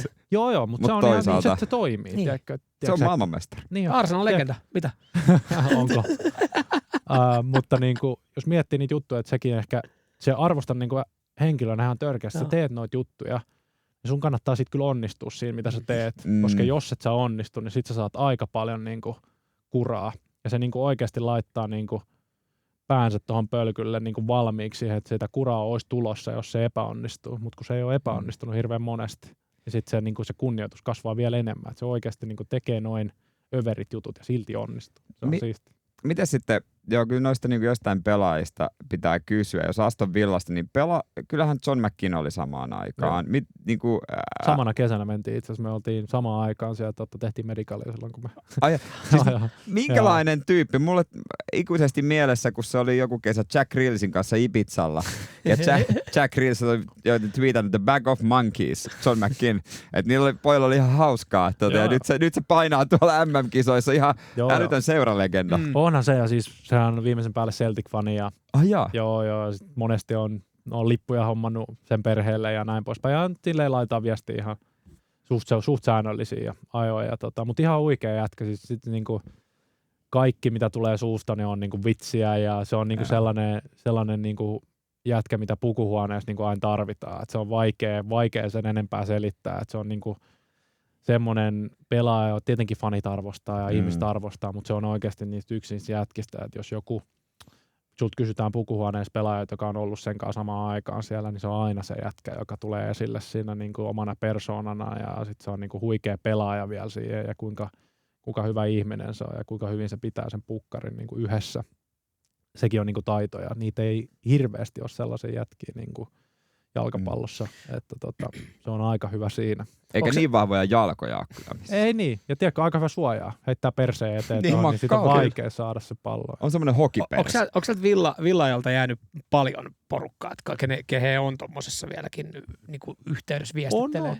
Silleen niin kuin tietenkin Eminka on laittanut viestiä silleen, jos on tapahtunut jotain, tiedätkö, hienoja suorituksia häneltä tai toisinpäin, mutta sitten tiedätkö staffia jää aika paljon, kun mä olin niin kuin, kumminkin oli niin kauan siellä, yli 6 vuotta oli ja tiedätkö, samoja kuntosalityöntekijöitä tai niin kuin, hierojia tai tällaisia, niin sitten yllättävän paljon niin kuin jää sellaisia, kelle sä laitat edelleen viestiä ja kyselet kuulumisia. Mutta ehkä pelaajista, niin John McGinn ja sitten Jacob Ramsey nyt ehkä varmaan lähti Newcastleen vähän aika sitten ja ne ehkä ne 2 suurinta silleen niin kuin pelaavista pelaajista, kenen niin kuin on yhteydessä silleen säännöllisesti, mutta enemmän niin kuin staffi. Miten toi muuten, kun jotkut pelaat varmaan fiilistelee jotain hienoja suorituksia ja volleyta ja vetoa, niin teillä on sitten niin kuin Emilin kanssa sille, että näet sen torjunnan siellä ja te fiilistelette torjuntoja. Joo, ja sitten se on niin kuin loppujen lopuksi se on niin kuin silleen, että voittaminenhan on se, mikä merkitsee, että sä voit tehdä sen torjunnan tai tehdä jonkun virheen, mutta fakta on se, että jos onko sä voittaja vai et, ja Emi on voittaja. Se on niinku viimeisen päälle voittaja. Se on aika paljon niinku urallansa niinku niistä lähtökohdista, mistä sekin tuli niinku ihan tietämätön nimi vielä 5-6 vuotta sitten käytännössä. Mutta säkin oot voittaja Celticistä ja sitten säkin, no vähän niin kuin koko aikahan se oli tulossa. Sitten taas loukkaantumisen takia meisseli Kasper Schmeichel siitä sitten siirtyi syrjään, mutta se oli tietysti Celtic oli varmaan ajatellutkin, että sulla on tosi pitkä diili Celtickiin. Teikö sä 5-vuotisen? Joo, 5 vuotta. Lappu, ja siitä on vielä ainakin 3 jäljellä. Että kyllä heilläkin oli suunnitelma, että tämä kaveri ottaa ton Meisselin paikan. Niin, siis suunnitelmaa se oli aina, mutta sitten se on suunnitelmat on suunnitelmia. Sitten loppujen lopuksi joku voi sanoa sulle, että joo, että sä oot seuraava ykkösmaalivahti, mutta sitten sun pitää oikeasti niin mennä suorittaa hyvin. Ei se muuten tuu, niin ei se tapahdu, että sä joku voi sanoa sulle, että sulla on saat paikkas, mutta sitten jos sä pelaat ekat 2 peliä huonosti, niin se sauma meni. Että se sitten ei ole sauma enää. Sitten sut myydään jonnekin ja tulee joku toinen sisään. Että sellaista se on. Niinku, ei lupaukset kestää se 7 päivää ja sä oot aina yhtä hyvä kuin se sun viimeinen peli. Miten muuten Palloliiton sivuilla siellä on tämmöinen henkilökuvakin susta ja siellä on itse asiassa sä oot sanonut tai ainakin lukee, että Kasper on sun maalivahti, niinku se on maalivahti-idoli, ketä sä oot niinku nuorempana ihannoinut ja tälleen. Niin miltä se tuntui siis, että sä ootte siellä samassa seurassa ja okei, no se nyt on tossa tavallaan ykköskassarina vielä, mutta mä oon tässä näin, niin oliko se minkälainen fiilis, kun sitten pelasikin samassa seurassa? No aluksi oli aika semmoinen niin kuin hassu. Tää oli silleen, että no tää äijä aika paljon niinku urallaan tehnyt, mitä reilu 300 peliä Valioliigaa voittaja tietenkin, mikä on niinku ihan käsittämätön juttu. Niinku, se on sellainen juttu, mitä hirveän moni jalkapalloilija ei tee. Mutta mä oon aina niinku ihannut sitä, varsinkin silloin Leicester-päivinä sen tiettyjä niinku avaamistapoja, sillähän se sivuvolleja aina ja tietysti se on tosi hyvä 1v1 torjuja. Ja sit sä näit niinku treeneissä niitä pieniä juttuja siitä hänen niinku primistaan. Se on sitten Jumalan kautta, että on niinku siistiä, että sillä on vieläkin toi niinku sit osaa ton tekniikan niinku ihan täydellisesti. Mut sit niinku silleen yleisesti niin mä oon silleen aika niinku onnekas on saanut olla niinku kenen sellaisten maalivahtien kanssa mä oon saanut niinku harjoitella ja sit niinku jokaisesta maalivahdista yrität ottaa jotain ja sitä yrität niinku muovata itteeksi niinku jonkinlaiseksi, koska enää voi olla samanlainen kuin joku toinen. Et en mä ole mikään täys kopio jostain. Mutta sä voit ottaa jokaisesta maalivasta jonkun yhden jutun ja yrittää olla se sun oma äijä. Koet sä, että tosta on ollut sun uralle enemmän hyötyä? Tietyllä tapaa sähän oot päässyt menee tutkan alla isoissa seuroissa, koska siis just sitten, että se ei ole niinku ollut automaatio, että okei, että sä oot siinä ykkösenä. Niin koet sä, että se on ollut myös etuoikeus tai jopa niinku voimavara sille, että sä oot päässyt siellä rauhakselta ehkä niinku imemään myös sitä oppia?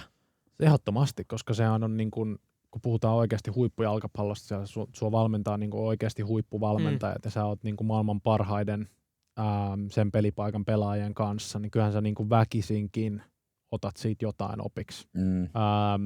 Että se on ehkä se niin kuin hyvä puoli siinä, jos sä oot suurseurassa, ei se ikinä ole kiva niin kuin olla pelaamatta, mutta jos sä haluat katsoa niitä positiivisia juttuja, niin ehkä toi on sitten se, niin kuin se positiivinen juttu, että sä voit oikeasti niin kuin nuorena poikana niin kuin yrittää mahdollisimman paljon imeä niin kuin sitä juttua niiltä oikeasti huipuilta, jotka on tosi paljon niin kuin niiden uran aikana tehnyt. Mutta sinänsä on ollut kyllä niin kuin onnekas, että on se sitten Lukemaa joukkueessa tai Kasper Celticissa tai Emi Villassa tai Pepe Reina ennen Emiä tai tällaisia. Ai niin, Pepekin on. Niin. Sekin on maailmanmestari. Niin, mutta ihan käsittämätöntä silleen, että niinku, en mä ole koskaan niinku diipannut sen enempää, että kenenkaan. Mutta on niinku silleen hurjaa, mitä on niinku jokaiselta yrität siitä ottaa jotain, tiedätkö. Niin ja siinä on aika vaikea heti alkuun varmaan myös miettiä, ketä tuossa on, niin murtautua silleen, että hei, täältä mä nyt tuun. Ja mä tuun täältä Hyvinkäältä. Niin, mä tuun Hyvinkäältä. No, mä kävin tuossa kakkosessa pelaa pari, otin 4 siinä, niin reppuja lähdin harjoitusleirille Englantiin. Niin. Meillä oli Kiffenissä Hyvinkääläinen maalivahti sanoi, että täältä Hyvinkäältä meitä tulee. Ja yksi Nikolai laittoi viestiä, tai Viljami tulee, muun papereissa on Hyvinkään toisiksi paras. Mä ajattelin, Niko, sä lopetit just Kiffenissä. No, mut Piippuhyllypodi. Oot sä vielä hereillä? Sitä mä olisin niinku noista seuroista vielä sen kysynyt jotenkin, että Aston Villa on iso seura, Suomessa seurataan Valioliigaa, mutta kun sä siirryt Skotlantiin, niin huomasitko sä, että okei, tää on vielä isompi? Joo, siis ehdottomasti, että silleen Aston Villa on jo valtava seura, mutta Celtic on ehkä 10 kertaa isompi seura, silleen, mitä se niinku, siltä se ainakin tuntuu niinku silleen globaalisesti. Ja, juuri näin. Se on niinku kunnon semmoinen franchise, niinku se koko seura, että niinku, ihan sama mihin sä meet maapallolla, niin siellä jossain on Celtic-fani tai on Celtic-fanien semmoinen klubi. Suomessa löytyy myös sellainen, että niinku on, joka paikassa on sitä. Tietenkin sitä sarjaa ei seurata yhtä paljon, se sarja on eri tasoinen kuin mitä Valioliiga tietenkin, mutta onhan se niinku, sä tunnet se heti, kun sä menet Glasgown lentokentälle, että sä oot niinku jossain isossa, että se on aika siisti. Onko se siellä ruokakaupassa, että ei mate? On. Siis sehän on niinku, tyttöystävän kanssa monesti siitä puhutaan, kuinka se on niinku suomalaiselle ehkä outoa, kun ihmiset kattoo. Suomessa ehkä ihmiset kattoo, ei sano mitään. Mut sit, niin, tässä on aika rauhassa. Joo, siis se on ihan mahtavaa, kun sä tuut Suomeen ja ihan sama kuka sä oot, kuka Kimi Räikkönen sä ootkaan, niinku, ihan sama. Niin sä voit tuolla Helsingin keskustassa tehdä ihan mitä sä haluat käytännössä. Kävellä ihan rauhassa, suomalaiset saattaa katsoa sua ja tälleen. Ottaa salaa joku kuva. Niin, mut sitten sä oot, tiedätkö, syömässä perheen kanssa tai jotain, niin sieltä tullaan ihan niin kuin yksi tulee ottaan kuvan, sitten kun sä tiedät, yksi tulee ottaan kuvan. Niin sitten tulee seuraava. Ruokakaupassa koko ajan vähän mietit silleen, että viittikö mä nyt laittaa tuon suklaan tohon tai niin, ne katsoo, niin, mutta sitten se silleen, että kaikki niinku tietää, kun sä oot siinä, varsinkin siinä kaupungissa ja Edinburghissa ei ole tietenkään, kun ajat siitä tunnin Edinburghiin, niin saat olla vähän rauhallisemmin, mutta Glasgowssa kun oot, niin kyllä se koko ajan joku kattoo, tai ainakin tuntuu siltä, että joku kattoo. Mutta sitten siihen tottuu ja sä muovaat sun elämän niin kun jalkapallon ulkopuolella silleen, että se toimii ja se sitten pahempaa. Ja toi, mitä alussa tuossa itse asiassa sivuttiin, toikin tuntuu siis, toi uskomatonta, koska siis Suomessahan jengi seuraa enemmän Valioliigaa.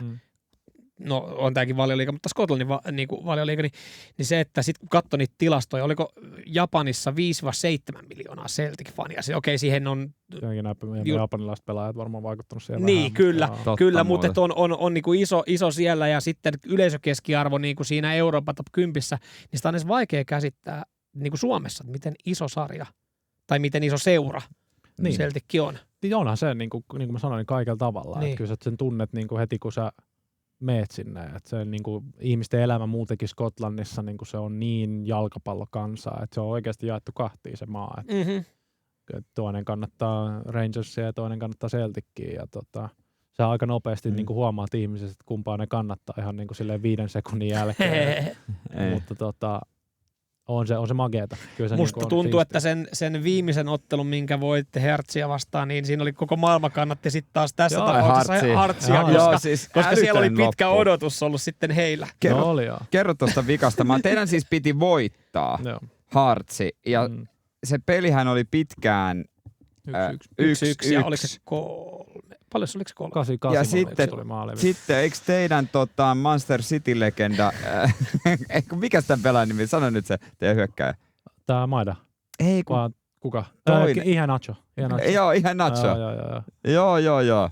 Iheanacho veti tolppaan siinä, niin kuin mä muistan, hirveä paine oli tietenkin, meillä oli 1 toppari kentällä siinä 85 minuutilla, meillä oli 2 laitapakkia, niin kuin lyhyitä niin kuin ulkomaisina toppareina, sitten oli 1 toppari siinä keskellä, kaikki ylös käytännössä, ja 85 minuutilla Iheanacho osuu tolppaan, saat selemaan polvillaan siellä niin kuin nurmenpina se, oliko se siinä, että ei saada enää saumaa, mutta sitten 88 minuutilla niin tehdään maali ja sitten se otetaan itse asiassa paitsiona liputettiin. Liputti paitsioon. Mä olisin, että ei ole todellista, että eikö me nyt niinku voitetakaan tätä. Että nyt niinku osuttiin tolppaa, sitten oli paitsio. Sitten mä katon penkille, kun se aika nopeasti, jos tulee paitsioita tai tämmöistä, niin sä katot sinne penkille, kun ne näkee sen sieltä iPadilta saman tien. Sitten mä katon kaikki hyppää ilmaa siellä penkillä. Silleen, okei, nyt onko tässä tulossa maalia? Sitten menee joku minuutti, varri kattoo, piirtelee viivat ja kaikkea tämmöistä. Ja minuutti menee ja tuomari näyttää pallon keskelle ja se oli aika hyvä fiilis. Mutta se tiedät silleen, että ne oli pelannut sitä aikaa koko peliin ja mitä se tuli 8 minuuttia lisäaikaa. Ja tiedät, että ei tämä ihan ohi ole vielä, että siinä on melkein 10 minuuttia pelin jäljellä. Ja oliko niillä ei ollut yhtä vaarallistilannetta sen jälkeen? Ei ollut. Siis niillä oli yksi kulmapotku saman tien sen jälkeen, kulmapotku. Ja jännittikö se kulmapotku pikkasen enemmän? Kyllä se silleen, jos nyt ollaan rehellisiä, vaan silleen, älä laita tänne sitä. Johonkin kaikkialle muualle. Niin, vaikka et ollut ainut, joka miettii noin. Sä katsoit, missä sun lyhyet topparit on tässä näin laita. Silleen, kun menee vasemmalta puolelta, mä oon silleen, että ei helvetti, että se on vasenjalkainen sisäänpäin kiertävää. Nyt pitää vaan mennä hakemaan tää pallo, mikä olisi niinku siisti ajatus, jos sä onnistut siinä. Mutta kyllä se mieluummin tossa pari minuuttia jäljellä ja liigamestaruus, niin laita please ulospäin se, ettei ole mun palloa. Menkää te ajat puskemaan se pois. Mihin se tuli sitten? Meni kaikista pitkäksi. Tuli maalipotku. Siis meni sisään ja ei kestänyt painetta. Tuliko syvä hengitys? Joo, mutta sitten tuomari, mä itse asiassa kävin siinä, kun pallothan on siinä niin vieressä. Joo, sitten me tehtiin se 2 maali, mä heitin pallot katsomaan. Tai kun te ette tehnyt maalit, niin sä heitit ne pallot katsomaan. Joo, mutta silleen, just tiedätkö, että jos tulee maalipotku, niin sitten saa tehdä 20 sekuntia lisää siitä ja tälleen. Mutta aika nopeasti tuomari tuli sitten siihen, pallo on mennyt ja käytetään jotkut läpyt jollekin topparille ja 30 sekkaa myöhemmin se pallo on jo siellä toisella puolella. Se on niinku... Se menee aika hitaasti se viimeinen 8 minuuttia, sen voisi sanoa. Välillä se menee myös katsojan roolista, kun fanittaa tai seuraa, niin se menee yllättävän hitaasti ne viimeiset. Miten juhlat? No juhlat oli aika huikeet. Oli aika huikeet, siis sekin, että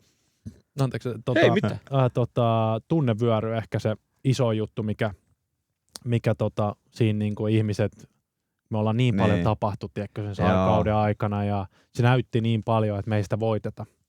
Ja sitten se, että onnistui tolleen viimeisenä pelinä. Ja sitten puhuttiin sen viikko ennen, sitä oli Rangers-pelissä, missä Maida heittää sen saksipotkuun. Ja niin kuin sellaisia, ja keskiviikko oli se matsi ja 97 minuutin rankkari voitetaan. Ja sitten vaan tuntuu, että niinku, hei, tää lukee jossain tähdistä, me jotenkin tää hoidetaan. Ja se tunnevyöry jätkät itkee siellä. Mä oon nähnyt, kun puolet jengistä itkee ja niinku...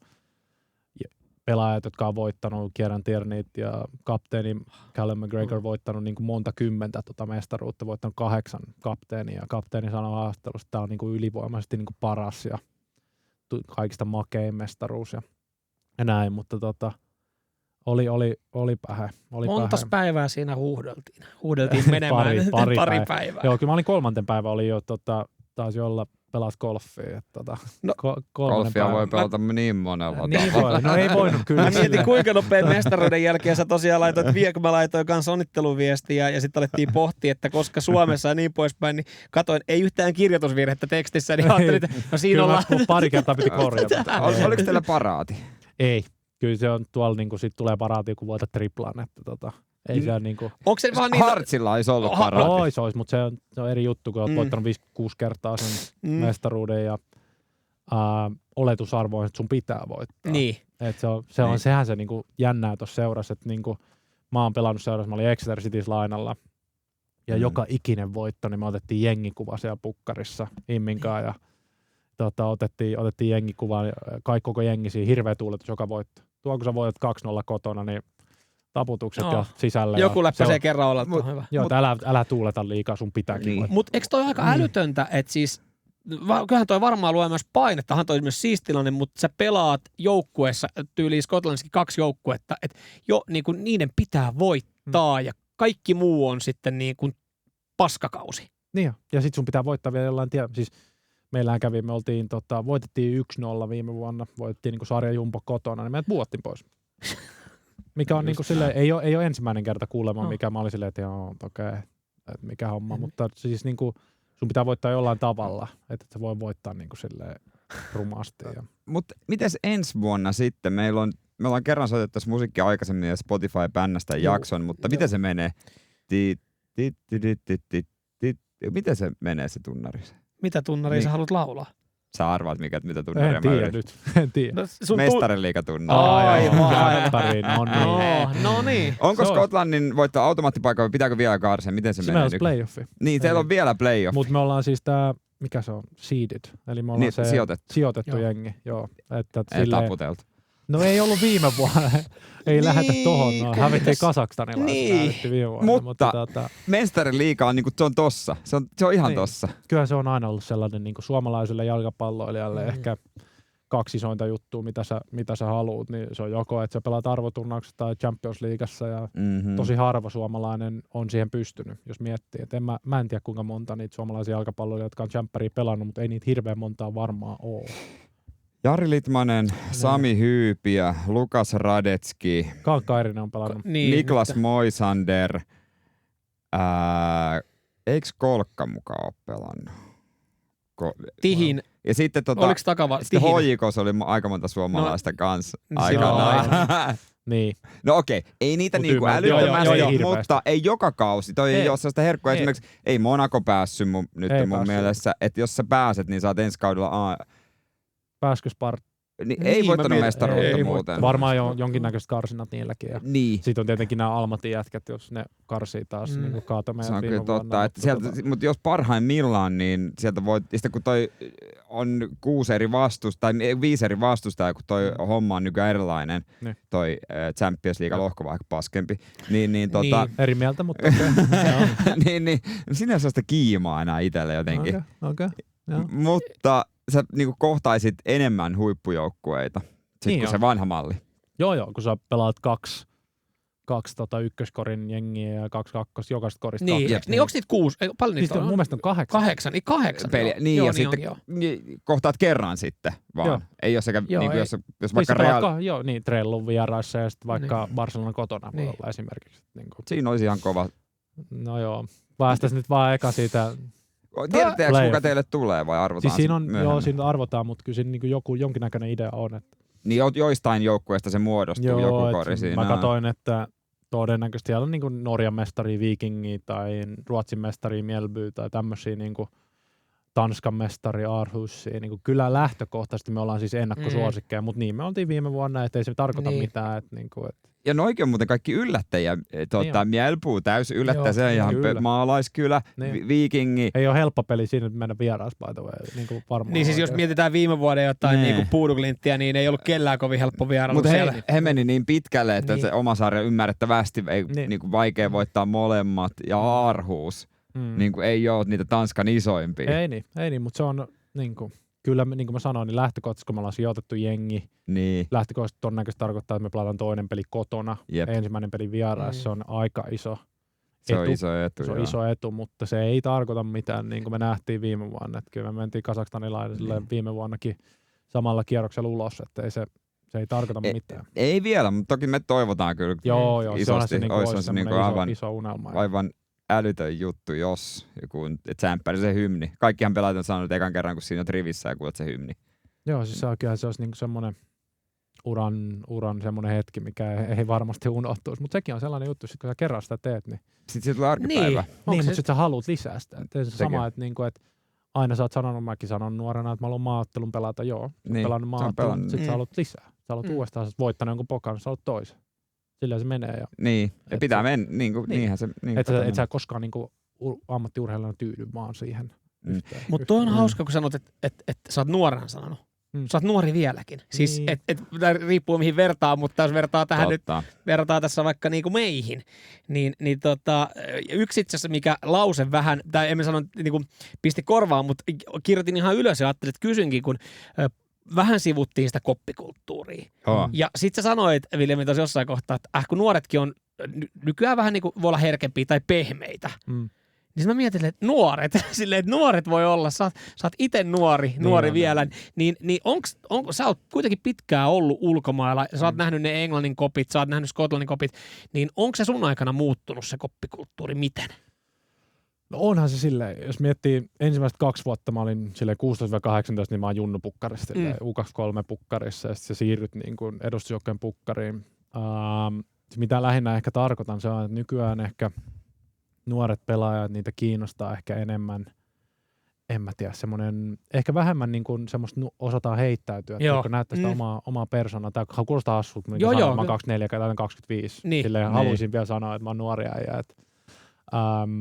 Mutta se on jotenkin muuttunut silleen, nyt nykyään 20-vuotiaat, niin se on vaikeampi aluksi heittäytyä se juttu, ja mietitään tosi paljon niin kuin sosiaalista mediaa, ja mitä susta kirjoitetaan, ja kaikki vähän ehkä jotain googlaa omaa nimeä, että mitä susta on laitettu sinne, ja sitähän mun mielestä se on ehkä se isoin muutos, että ei noi oikeasti noi huiput 30-vuotiaat, niin ei ne kyllä googlaa, että mitä siitä kirjoitetaan, ja sä oot vaan se oma persoona, ja sä et muovaa sun omaa persoonaa mitenkään silleen, että mitä susta niinku kirjoitetaan ja mitä mieltä joku on susta, vaan se on tärkeintä, mitä mieltä ne sun omat pelikaverit on susta. Jos miettii vaikka tämä Jamie Vardy muuten tuli vaan tässä näin. Niin, mutta nimenomaan, mutta se on niinku siistejä juttu jalkapallossa, että sen omat jätkät, ne kenen kanssa pelaat, niin ne arvostaa sua. Ja sitten, jos sä pystyt olemaan vielä sellainen pelaaja, että että sä pukkarissa tämmöinen, että jos sä pystyt tehdä niitä sun omia jengiläisiä, sun hyviä kavereita paremmaksi, siis sun omalla pelitavalla ja sen lähestymisellä siihen juttuun, niin sehän on se kaikista siistein juttu. Mutta joo, kyllä se muuttuu ja tulee varmasti muuttumaan enemmän, kun somet on niin isoja nykyään ja jalkapalloa sua katsotaan koko ajan ja niin kuin ihmiset haluaa niin kuin nähdä negatiivisia juttuja ihmisistä ja negatiivisista asioista kirjoitetaan ja sellaista vaan se on älytöntä. Ja kaivetaan. Niin, yritetään löytää kaivaa, se on siis ihan älytöntä, mutta eikö toi melkein vaatii, että sitten siellä on se vanhempi sukupolvi, niin sanotusti viimeiset mohikaanit, jotka yrittää pitää sitä. Niin jo, mutta se on vaikeet.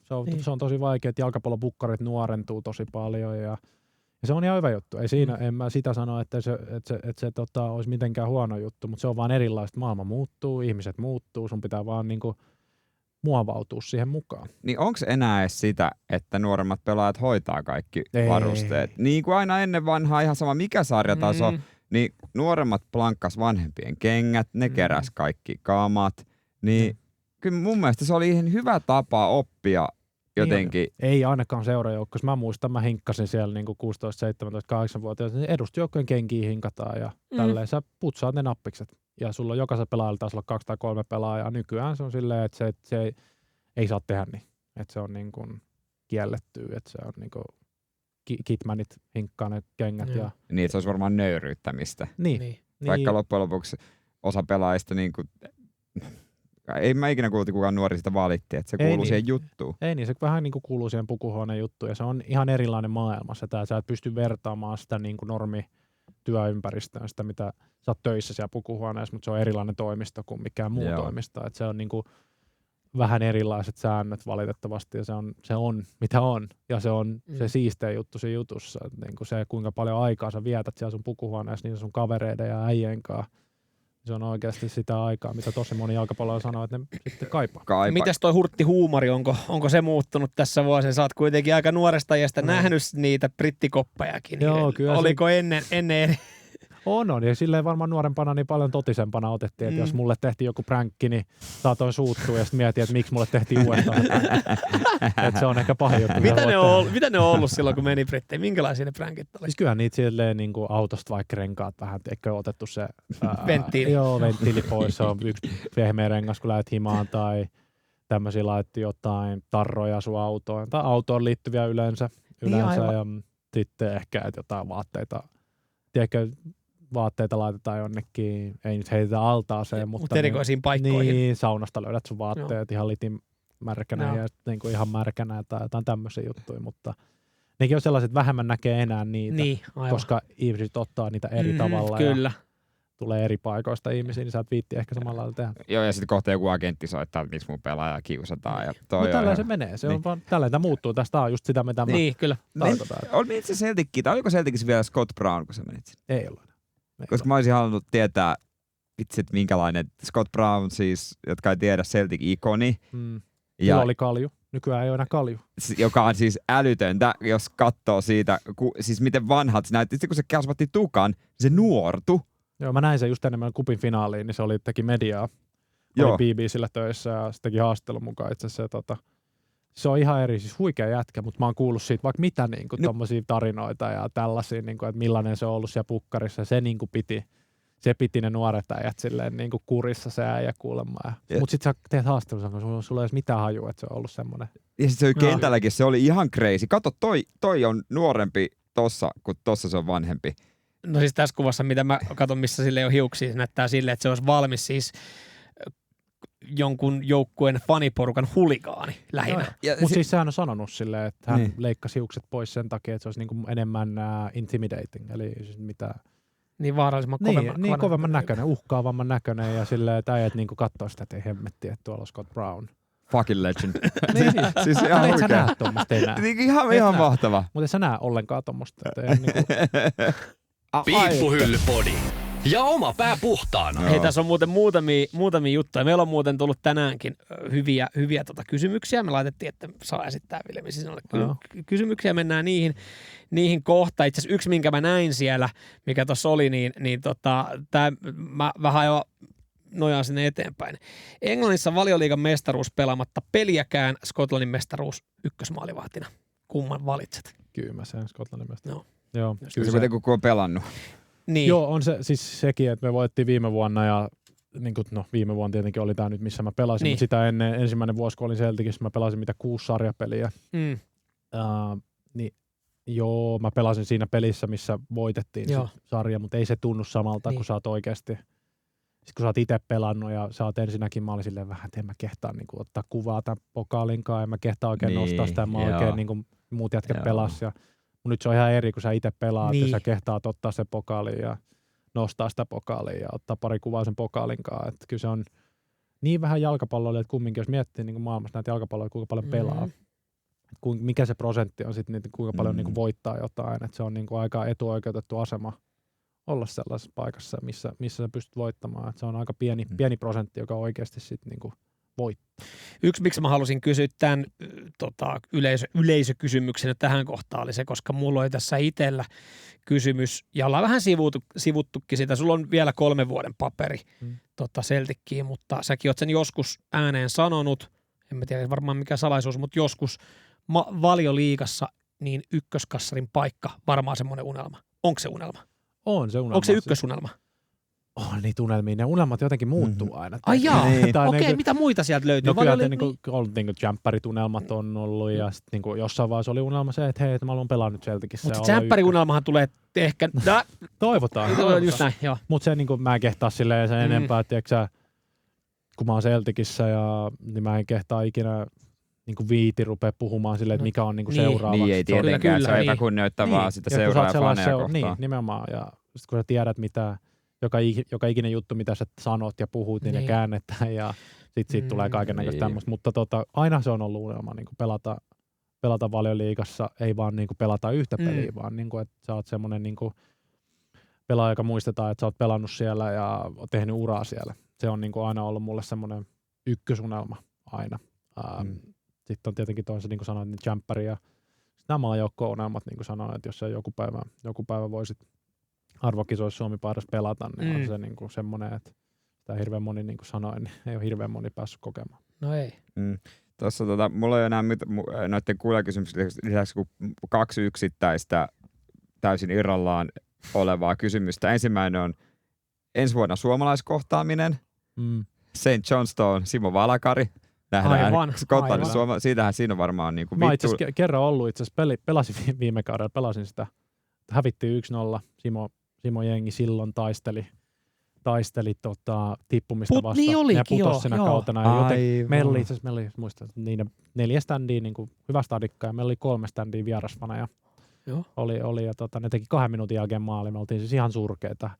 meillä oli sauma niin kuin silleen, että jos me voitettiin se peli, niin me oltaisiin oltu 15 pistettä Rangersia edellä ja oltaisiin sitten kotipelissä seuraavalla viikolla voitu varmistaa mestaruus. Ja sitten ryssittiin, se hävittiin 1-0. Toinen häviö koko kaudella niin kuin sarjan jumbojengille. Ja ei saatu sitten sitä saumaa voittaa kotifanien edessä, tiedätkö, mestaruutta, mikä oli niin kuin huono suoritus, mutta aika siisti joo, niin kuin Simon kanssa silloin puhuu, ja sillähän on muutakin suomalaista staffia.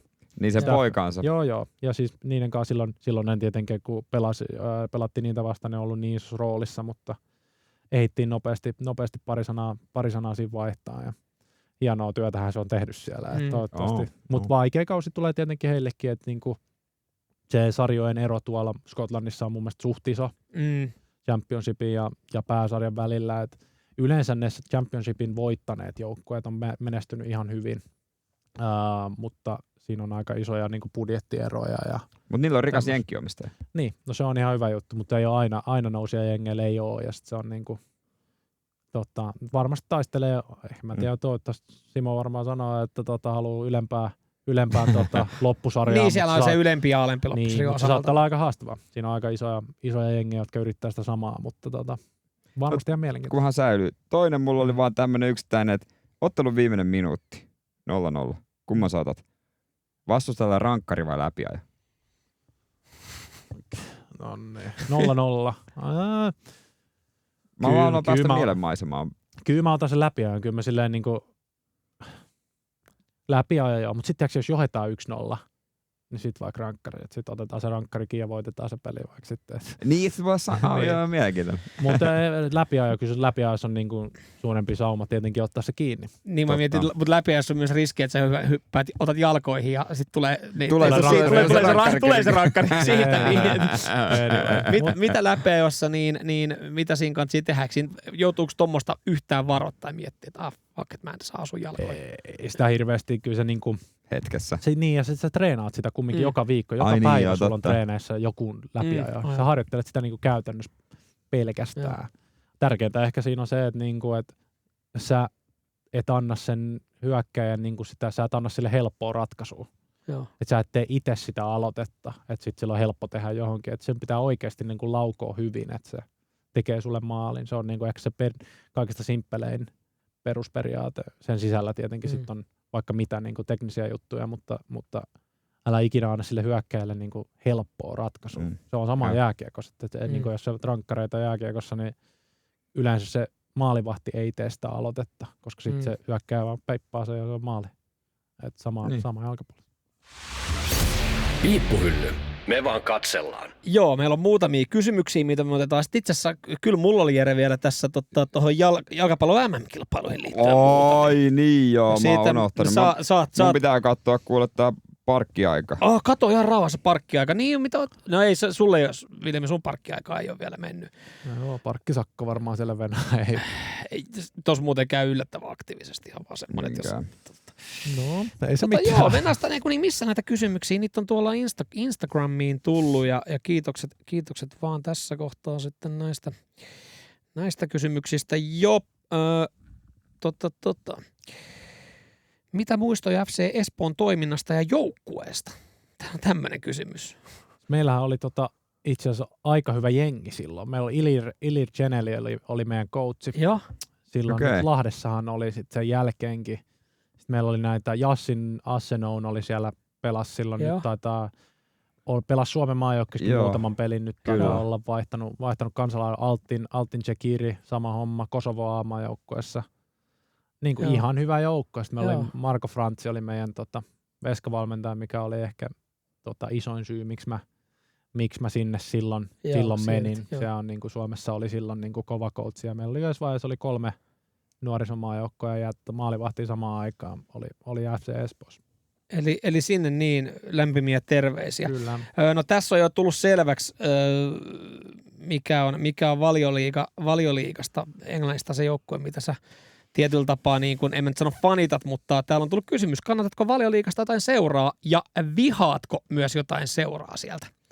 Puhutaan Englannin Valioliigasta. Ei sanoa mitään vihaa. Ei, mutta se oli lainausmerkeissä, eli tavallaan se, ja varmasti se on itse asiassa eri tavalla voi ajatella sen, että niinku vihaa. Jotkuthan niinku voi olla veemäisiä seuroja pelata niinku vastaan. Niin. Tämä on varmaan tullut fanin näkökulmasta tämä kysymys, mutta sulla oli sympatiat ainakin Manchester Unitedille. Oli jo. Sitä on tullut paljon katsottua sillä ihan nuorempana. Mä heräsin niinku katsoa pre-season pelejäkin Jenkeissä. Okay. Ja tällaista niinku ihan kunnolla fanitin. Ja sitten oli, sulla oli nämä nuorena oli nämä Ronaldo 7 paidat ja tälleen. Mutta ensimmäinen paita mulla oli, mä olin pelasin Hongassa vielä silloin ja mentiin kavereiden kanssa tietenkin, mentiin katsoa, Honka oli 2. silloin ja mulla oli Rashford 39 oli Manun paita ja muista oli itse asiassa Espoon derby oli silloin, mentiin katsoa ja Honka taisi tasoittaa ihan lopussa ja sitten juoksin siihen, menin siihen raidalle, hyppäsin tuulettaan hyökkääjän kanssa ja puhelin meni aivan käytännössä kahtiin oikeasti, oli siitä on ehkä semmoinen hauska juttu, mutta joo, Manu-fani on ollut kovakin sellainen mutta siitä ehkä ketäs nyt sitten vihaisi. Niin, no joku semmoinen veemäinen, sä oot nyt siellä kuitenkin aika lähellä näitäkin nähnyt, niin semmoinen veemäinen joukkue. Semmoinen, mihin ei ollut koskaan kiva mennä, niin oli ehkä joku Crystal Palace, tiedätkö, se oli hirveä pukuhuone ja niin kuin, ei ollut ikin niin kuin mukava, se oli hyvä meininki aina ja se oli aina haastava, mutta onhan niin kuin, eihän Valioliiga muuttunut tosi paljon, että siellä ei enää ole semmoisia niin kuin Sean Dychen Burnleyä ei ole enää, mikä silloin oli ehkä niitä haastavimpia Mitäs Teemu Pukkikin on itse asiassa käynyt täällä? Hänhän ei kanssa, siellä oli jotain näitä, oliko Leeds oli veemäinen paikka niinku, tai vastustajana, ja sitten oliko Newcastle oli toinen, joka oli. Newcastle on paha, kun sä menet ylämäkeen toisen puolella, ja et se on Mitä? Joo, se on käsittämätön juttu. Siis se on ihan juttu, sä voit kyllä Temeltä tai keneltä tahansa, mutta se on Newcastle hyökkää siihen samaan omaan päätyyn toisen jakson, mutta siinä on oikeasti siis niinku semmoinen pieni ylämäki. Siis ei ole vitsi, siis siinä on oikeasti. Siis ei ole mikään ihme, että Newcastle tekee, en tiedä, mutta siis miten Newcastle niinku toisella jaksolla kuulostaa ihan humpuukilta. Mutta siis niinku ihan oikeasti on juttu, että siinä on pieni ylämäki, kun siinä yrität maalipotkua pistää hirveän paineen alla, niin se ei lennä sinne niinku yhtä pitkälle. Joo. Okei, kova. Mitäs kuulostaa älyttömältä. Tämä kuulostaa. Sitten täällä on MP Aberdeen, eli mielipide Aberdeen. Mielipide Aberdeen. Haastava vierasreissu. Topi tietenkin siellä pelaa. Joo, Topi tämän kysymyksen on laittanutkin meille. Topi on laittanut. Kyllä. Topi Keskisellä yksi maailman hienoimmista tatuoinnista. Eikö ookin? Hyvä jätkä ja huikea jätkä. Mennään ennen juhannusta mennään mökille. Mennään Topin mökille käymään Mikkeliin. Ihan huikea kaveri. Mutta haastava paikka. Siellä tuulee aina ihan kauheasti ja kenttä on vähän niin ja näin. Ja jos olette katsonut tätä Palloliiton uutta, kun ne käy vierailemaan näitä joo, Daniel Rantanen ja Ilari Mettälä käy vieraillemaan, niin kenttä on aika haastavassa kunnossa, tuulee, sataa, aina vaikea, tiedätkö, tosi ahas pukuhuone ja se on semmoinen oikein vanhan liiton, tiedätkö, brittimästä, mikä on sieltä kun pääst 3 pisteen kanssa pois, niin se on aina hyvä suoritus. Siinä Topi saa aika kattavan vastauksen nyt sitten. Sitten kysymys, kuka voittaa jalkapallon maailmanmestaruuden? No niin. Ja siitä päästäänkin itse asiassa, mulla on muutama tässä näin. Totta kai me pitää pisat käydä. No niin, mä haluaisin, että Portugal voittaa. Ihan vaan ton Ronaldon takia. Okay. Ihan niin kuin oikeasti sen takia, että mä ymmärrän, tosi moni sanoo, että ei halua, että Portugal voittaa, mutta miten mä en ymmärrä sitä, että miten sä et niin kuin haluaisi, että tommonen jätkä niin kuin viimeiset kisat, se on voittanut kaiken. Niin kyllä sä nyt haluat, että se voittaisi niin kuin oikeasti, tai miksi et haluaisi. Niin kuin, haluatko sä niin nähdä, että se äijä epäonnistuu? Ja moni haluaa. Niin, kato, osa on Team Messi. Niin on, tosi moni on, ja Messihän se nyt voittanut. Portugal on henkilökohtainen semmoinen suosikki. Ei pelkästään Ronaldon takia, vaan mun mielestä ne on niin kuin erinomainen jengi. Niin on tosi hyvä joukkue. Mutta mitä mieltä sä oot siitä? Mekin ollaan puhuttu tässä meidän jaksoissa, että Portugalilla voi olla saumat, jos Rolle ei pelaa. Eli jos ne tajuu pitää sen penkillä. Niin. No mä en usko, että Ronaldo kaikki pelejä pelaa. Et kyllä se niinku iso rooli varmasti, ja sitten tiedätkö, se on semmoinen, tuo on ehkä semmoinen myytti, mitä sanotaan, niinku mediassa puhutaan tosi paljon tosta, että Ronaldo ei pelaa, mutta fakta on se, että kun Cristiano Ronaldo on kentällä, niin ne puolustajat joutuu keskittymään siihen Ronaldoon ihan törkeästi. Että ne topparit on silleen, että hemmetti, että siellä Cristiano Ronaldo pelaa, että sanot sen paikan, niin todennäköisesti tekee maali. Ei aina, mutta niinku hyvä maalintekijä. Niin se on se presenssi, mitä sä katot, kun sä katot sieltä, kun tunti 15 minuuttia ennen tulee avauskokoonpano, ja sä katot Vitinha, Neves, Bruno, kato Ronaldokin. Niin, kyllä se on vähän silleen, niin se mitä sä katot niitä avauksia, ja sä katot, että Cristiano Ronaldo pelaa, niin kyllä kaikki edelleen vaikka se on 41-vuotias vai mitä onkaan, niin kyllä sä edelleen katot sitä silleen vähän niin kuin ylöspäin, että ei mikään turha jätkä. Piippuhyllypodi. Mitä te jätkät oikein horisette?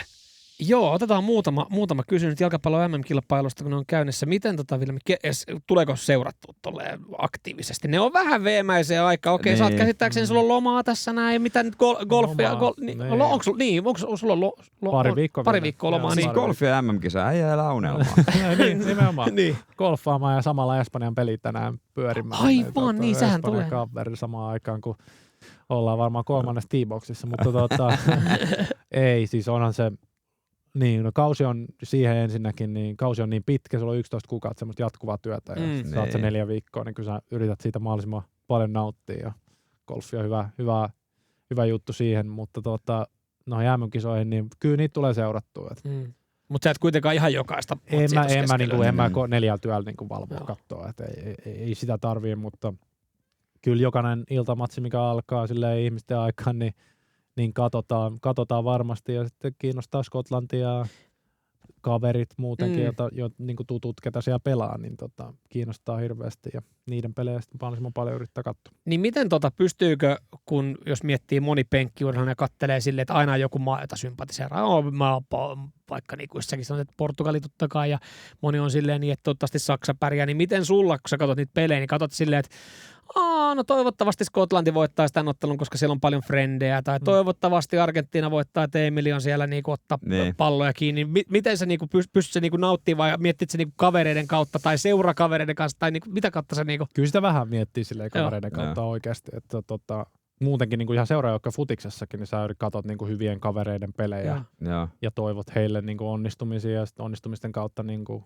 se yleensä niinku seuratkin ja maajoukkoja menestyy, että mutta kyllä mä Skotlantiin niin silleen sympatisoin, että siellä on hyviä kavereita ja muutenkin se on niin viimeisen päällä jalkapallomaa ja ei kisoissa niin ole ollut pitkään aikaa, niin sitä tulee. Mutta sitten taas Englanti, niin niitä mä oikein sympatisoi ollenkaan. En mä nuorena ehkä sanoa, että olisi kiva Englanti, jota menestyy, mutta en mä. Skotlannilla on kyllä yksi kisoin upeimmista pelaajista, Scott McTominay. Niin. Mutta aika jännä, että Manussa niinku ihan eri mies. Niin, se sitten. Mä itse asiassa kuuntelin jotain Pogba-haastattelua vähän aikaa sitten, niin sanoi, että silloin kun se meni sinne ja Conte on valmentaja, niin Conte on sen tyylinen, että McTominay on täydellinen pelaaja.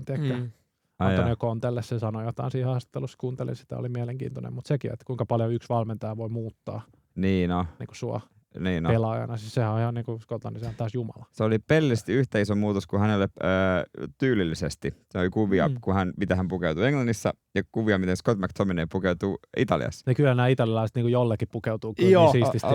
On hyvännäköinen some jollellakin tuossa, kun katsoo, että siellä on hyvännäköistä pikkutakkia, kun valmistaudutaan ja hienoja kuvia. Mutta siis Skotlannin fanithan on ollut tässä niin kuin just otsikoissa ja niillä on ollut hyvä meininki. Että kyllä siellä oli, mä näin jotain otsikoita, että kyllä siellä on jengi heräily kaduilla, kun on säkkipillien kanssa menty ja veivattu. Ja misset loppunut lentokoneesta. Niin, se oli katon kanssa. Mutta sitten se Skotlannin hymnikin, se on magea. Mä näin sen klipin, en katsonut sitä peliä, kun se tuli 4 työllä, mutta se kansallislaulu on mun mielestä yksi hienoimmista.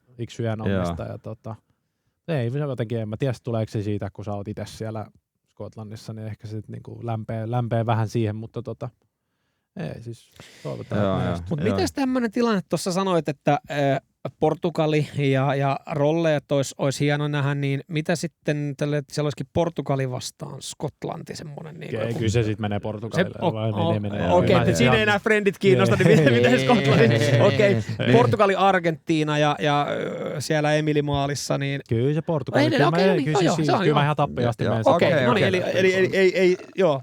Se on niinku mun sellainen, mitä haluaisin niinku nähdä. Mutta mun mielestä niinku siistit kisat silleen, että tuolla on oikeasti niinku 7-8 jengiä mun mielestä, jotka voi oikeasti niin kuin mennä aika pitkälle. Mitkä ne on sun mielestä? Mitä? Portugalista on Argentiina, Englanti, Hollanti, Espanja, Ranska, Brasilia, Japani on kyllä Marokko. Joo, Japani on muuten kiva. Niin on, kyllähän on, siinä on jo 10. Siinä on, mutta Norja jäi pois jo siitä, ja Norja on ihan törkeä. Mutta ainahan niin kuin joku floppaa, jonkun on pakko flopata. Tai siis menee jatkoon, sitten vaikka tippuu ekassa, jolloin se on floppi odotuksiin nähden. Nimenomaan. Ja sitten mä katsoin jotain kaavioitakin, niin Ranska ja Saksa voittaa lohon, niin 16 parhaan joukossa molemmat pelaa vasta. Niin, ja jolloin toinen tippuu, jolloin se on floppi. Kyllä. Ja sitten sieltä tulee jonkun takaportin kautta, sitten siellä on Etelä-Korea taas niiden joukossa. Ja se menee se kaavio. Jos Bosnia menee jatkoon, Etelä-Korea on 2, niin Etelä-Korea on puolivälierissä käytännössä. Niin. Ei nyt ole, mutta miettii sitä niin kuin kaaviota, niin se saattaa olla aika kimuranttia jollekin aika helpohko jopa. Ei tietenkään helppoa, mutta niin kuin. Moni oli ton ensimmäisen, kun Japani pelasi, niin sen jälkeen taas yllätty siitä. Nämä oli oikein kiva pirteä joukkue siellä. Niin Japani on erinomainen. Kyllä. Mutta ensimmäinen kerta ehkä pitkä aika Japanilla silleen, että niillä on oikeasti vähän ehkä jopa menestyspaineita, että niillä on oikeasti hyvä jengi. Niin Yleensä Japani on ollut semmoinen oikein kunnon altavastaaja, mutta sitten ennen kisoja ne meni, voitti Englannin ja tämmöisiä juttuja. Ja, niinku, ja Hollantiin vastaan ihan kilpailukykyinen. Hollannilla on mun mielestä niinku ihan erinomainen jengi. Et se on Hollannilta ei puutu oikeastaan mitään muuta kuin hyvä ysi. Niin, kyllä. Hyökkääjä, mutta sitten kun miettii, että ei nekään huonoja ole, niin kuin ketä siellä on, että kuka siellä nyt pelaakaan sitten kärjessä, onko se Gakpo vai onko Memphis vai kuka onkaan, ei ne turhia ei ole, mutta Wout Weghorst. Niin, mutta ei voittaako sillä maailmanmestaruut, niin sitä mä en tiedä. Joo, en mä usko, että Wout Weghorst nostaa pyttyä. Ei välttämättä, mutta ei sitä tiedä. Se on turnausfutis on jotenkin niin se on eri erilaista. Se on totta. Mulla olisi, ja varmasti tulee vielä, kun meillä tulee tästä, otetaan pari videota jälkeen, ja siinä on top 3, missä me kysytään nopeita top 3, niin varmaan tulee siinä uudestaan tämä sama, mutta otetaan nyt tähän näin, mites top 3 veskarit, ketä seuraat näissä kisoissa? Semmosia. Että. No niin, Tämä oli aika paha. No mun mielestä Emiliano Martinez on selkeä, koska sillä on ollut sormivaiva ja ei ole treenannut. Ja onkohan sillä se lasta siinä? No ei, varmasti on, mutta eikä se ole ihan fine. Ehkä jos miettii jotain niin tämmöistä isoa hetkeä, mitä isoissa voisi tapahtua, niin todennäköisesti hän on siinä mukana. Sitten mä sanoisin Ranskan maalivahti Mike Maignan. Joo. Mun mielestä niin kuin erinomainen, käyttää samoin hanskoja kuin minä. Sen takia ei, mutta erinomainen maalivahti, todella hyvä maalivahti. Ja sitten tämä Japanin veska, Suzuki. Aivan. Mä tykkään. Niin kuin lämpeä on, niin kuin, Japanilla on pitkästä aikaa mun mielestä niin kuin oikeasti, siinä on puhutaan Japanin menestyksessä niin kuin haaveista ja tälleen, niin Japanilla on nyt oikeasti niin kuin hyvän luokan maalivahti. Missä Suzuki pelaa? Parma. Joo. Mun mielestä pelaa joka viikko. Minkä ikäinen? Mun mielestä se on 25. Se on niin kuin, olisiko mun ikäinen vai? Joo. Ja tälleen. Et siellä on aika paljon. Sitten on näitä nuoria maalivahteja. Australian veska pelasi vähän aikaa sitten. Ikinä ollut kuullutkaan jätkästä ja pelasi huikean peliin. Niin oli. Sehän oli vähän ennakko-odotusten vastaisesti aloitti. Niin aloitti joo. Ja sitten on näitä oikeasti nuoria. Verbruggen sama ikäinen kuin minä, Hollannin ykkösmaalivahti. Joo. Että niin kuin on paljon hyviä maalivahteja. Että se on ja paljon hienoja hetkiä varmasti niin kuin nähdään maalivahtien osalta. Ja sitten on taas Saksan Manu Neuer, joka kuudensia kisoja painaa. Niin, eikö siellä ollut kuitenkin jo, että no, eikö se oli hetkellisesti jo silleen, että tämä on tässä näin ja sitten. No, en tiedä, mitä siellä tapahtui. Niin. Mutta sitten tuli vähän loukkaantumisia ja Manua kaivattiin ja Manu vastasi puhelimeen. Joo, no voin mä lähteä, missä ne on. Kuudennet kisat. Kyllä. Kerran voittanut. Mutta maalivahtina varmaan ton pystyy helpommin tekemään kuin pelaajana, koska sit maalivahdit pystyy pelaamaan pidempään. Niin, ja kyllähän tuommoinen jätkä niin yleensä tuo sulle joukkueeseen niin paljon. Saksallakin lähti ei niin iso sukupuolen valvus, mutta kumminkin jonkin näköinen, että sieltä lopetti viime kisojen jälkeen niin kuin Toni Krussia ja tämmöisiä, Gundogania, tämmöisiä jätkiä, jotka on ollut tosi pitkään siellä, ja Neuer kumminkin on enää ehkä yksi ainoista niistä oikeasti kokeneista jätkistä ja maailman mestareista, niin ehkä se on ihan hyvä pitää siellä. Niin, no. Mennäänkö yksisesti kaksosion vastauksiin? Painappa sieltä tunnarit päälle yksi ylempi, yksi vasempi. Piippuhyllyn 1-2. Vastaukset jakson lopussa. No se oli se oikea. Se oli se oikea. No niin, nyt 3/3, kiitos. Katsotaanko täällä oli näitä kysymyksiä tullut niinku eri tuutista, mutta joo. Mennään näihin. Kunhan ollaan tuu, hei. No, ensimmäinen kysymys. Celtic Park, katsojakapasiteetti 60 832. Yleisöennätys sillä stadionilla on kuitenkin jotain muuta. Tämä Rangersia vastaan pelattu ottelu. Paljon oli porukkaa. 72 000, 92 000, 102 000. Te vastasitte tähän 92 000. Ja niin se on. Ei tule nolla. Se on täysin oikea vastaus. Joo, ei tullut nolla. Päättely. Ja tämä on tosiaan Jere ja Viljami ajalta, kun maailma oli mustavalkoinen, koska tämä on uuden vuoden päivältä 1938, sinne tuutattiin 92 000 ihmistä. Siis siis meillä edelleen on toi uuden vuoden päivän peli, siis se on traditio, että yksi derby on aina uuden vuoden päivänä tai toisena päivänä, että se on viime vuonna oli, meillä on ensi vuonna tulee vieraspeli. Ja eikö se ole niin, että kun katsojakapasiteetti on toi reilu 60 000, niin se matsi vetää vaan 58 turvallisuussyistä, että sinne jää vähän sen tyhjää. Joo. Se on, siellä on fanit 2-3 tuntia ennen, siis jos lippuja hankkii, niin vieras päätyy 12.30 alkaa peli, niin siellä pitää olla parkkipaikalla Ibroxin edessä esim. Vieraspeli, niin 9.30. Poliisisattujen sisällä pitää olla kaikki, jotka menee vieraspäätyyn. 3 tuntia ennen. Mietin. Aha, siinä on aika aikainen aamu. On joo, se on ihan, mutta onhan se siisti. Paljon siellä pidetään pari penkkiriviä, pidetään tyhjänä siinä ottelussa silleen, ettei pääse. Meillä oli vieraspeli, se oli 2500 fania oli meillä, mutta siinä on niinku oikeasti. Siis siinä on rakennettu verkot siihen väliin, mikä on ihan fiksua. Varmaan ihan järkevää. Joo, se on ihan hyvä. Se on ihan hyvä juttu. Onko se niinku yksittäisistä otteluista silleen, että siellä se on vaan... Se on niinku magein kokemus. Se siis ihan hurjaa. Se on aika monen tappelu, että se silleen jalkapallomatsi hirveästi ole. Että aikamoinen, ihan erilainen, erityylinen. Ei siinä hirveästi niinku mitään riskejä alakerrassa otetaan. Mutta onko sitä ennen se taktiikkapalaverikin erilainen? No kun mä mietin, että onko siinä... Se on aika motivaatiopainotteinen.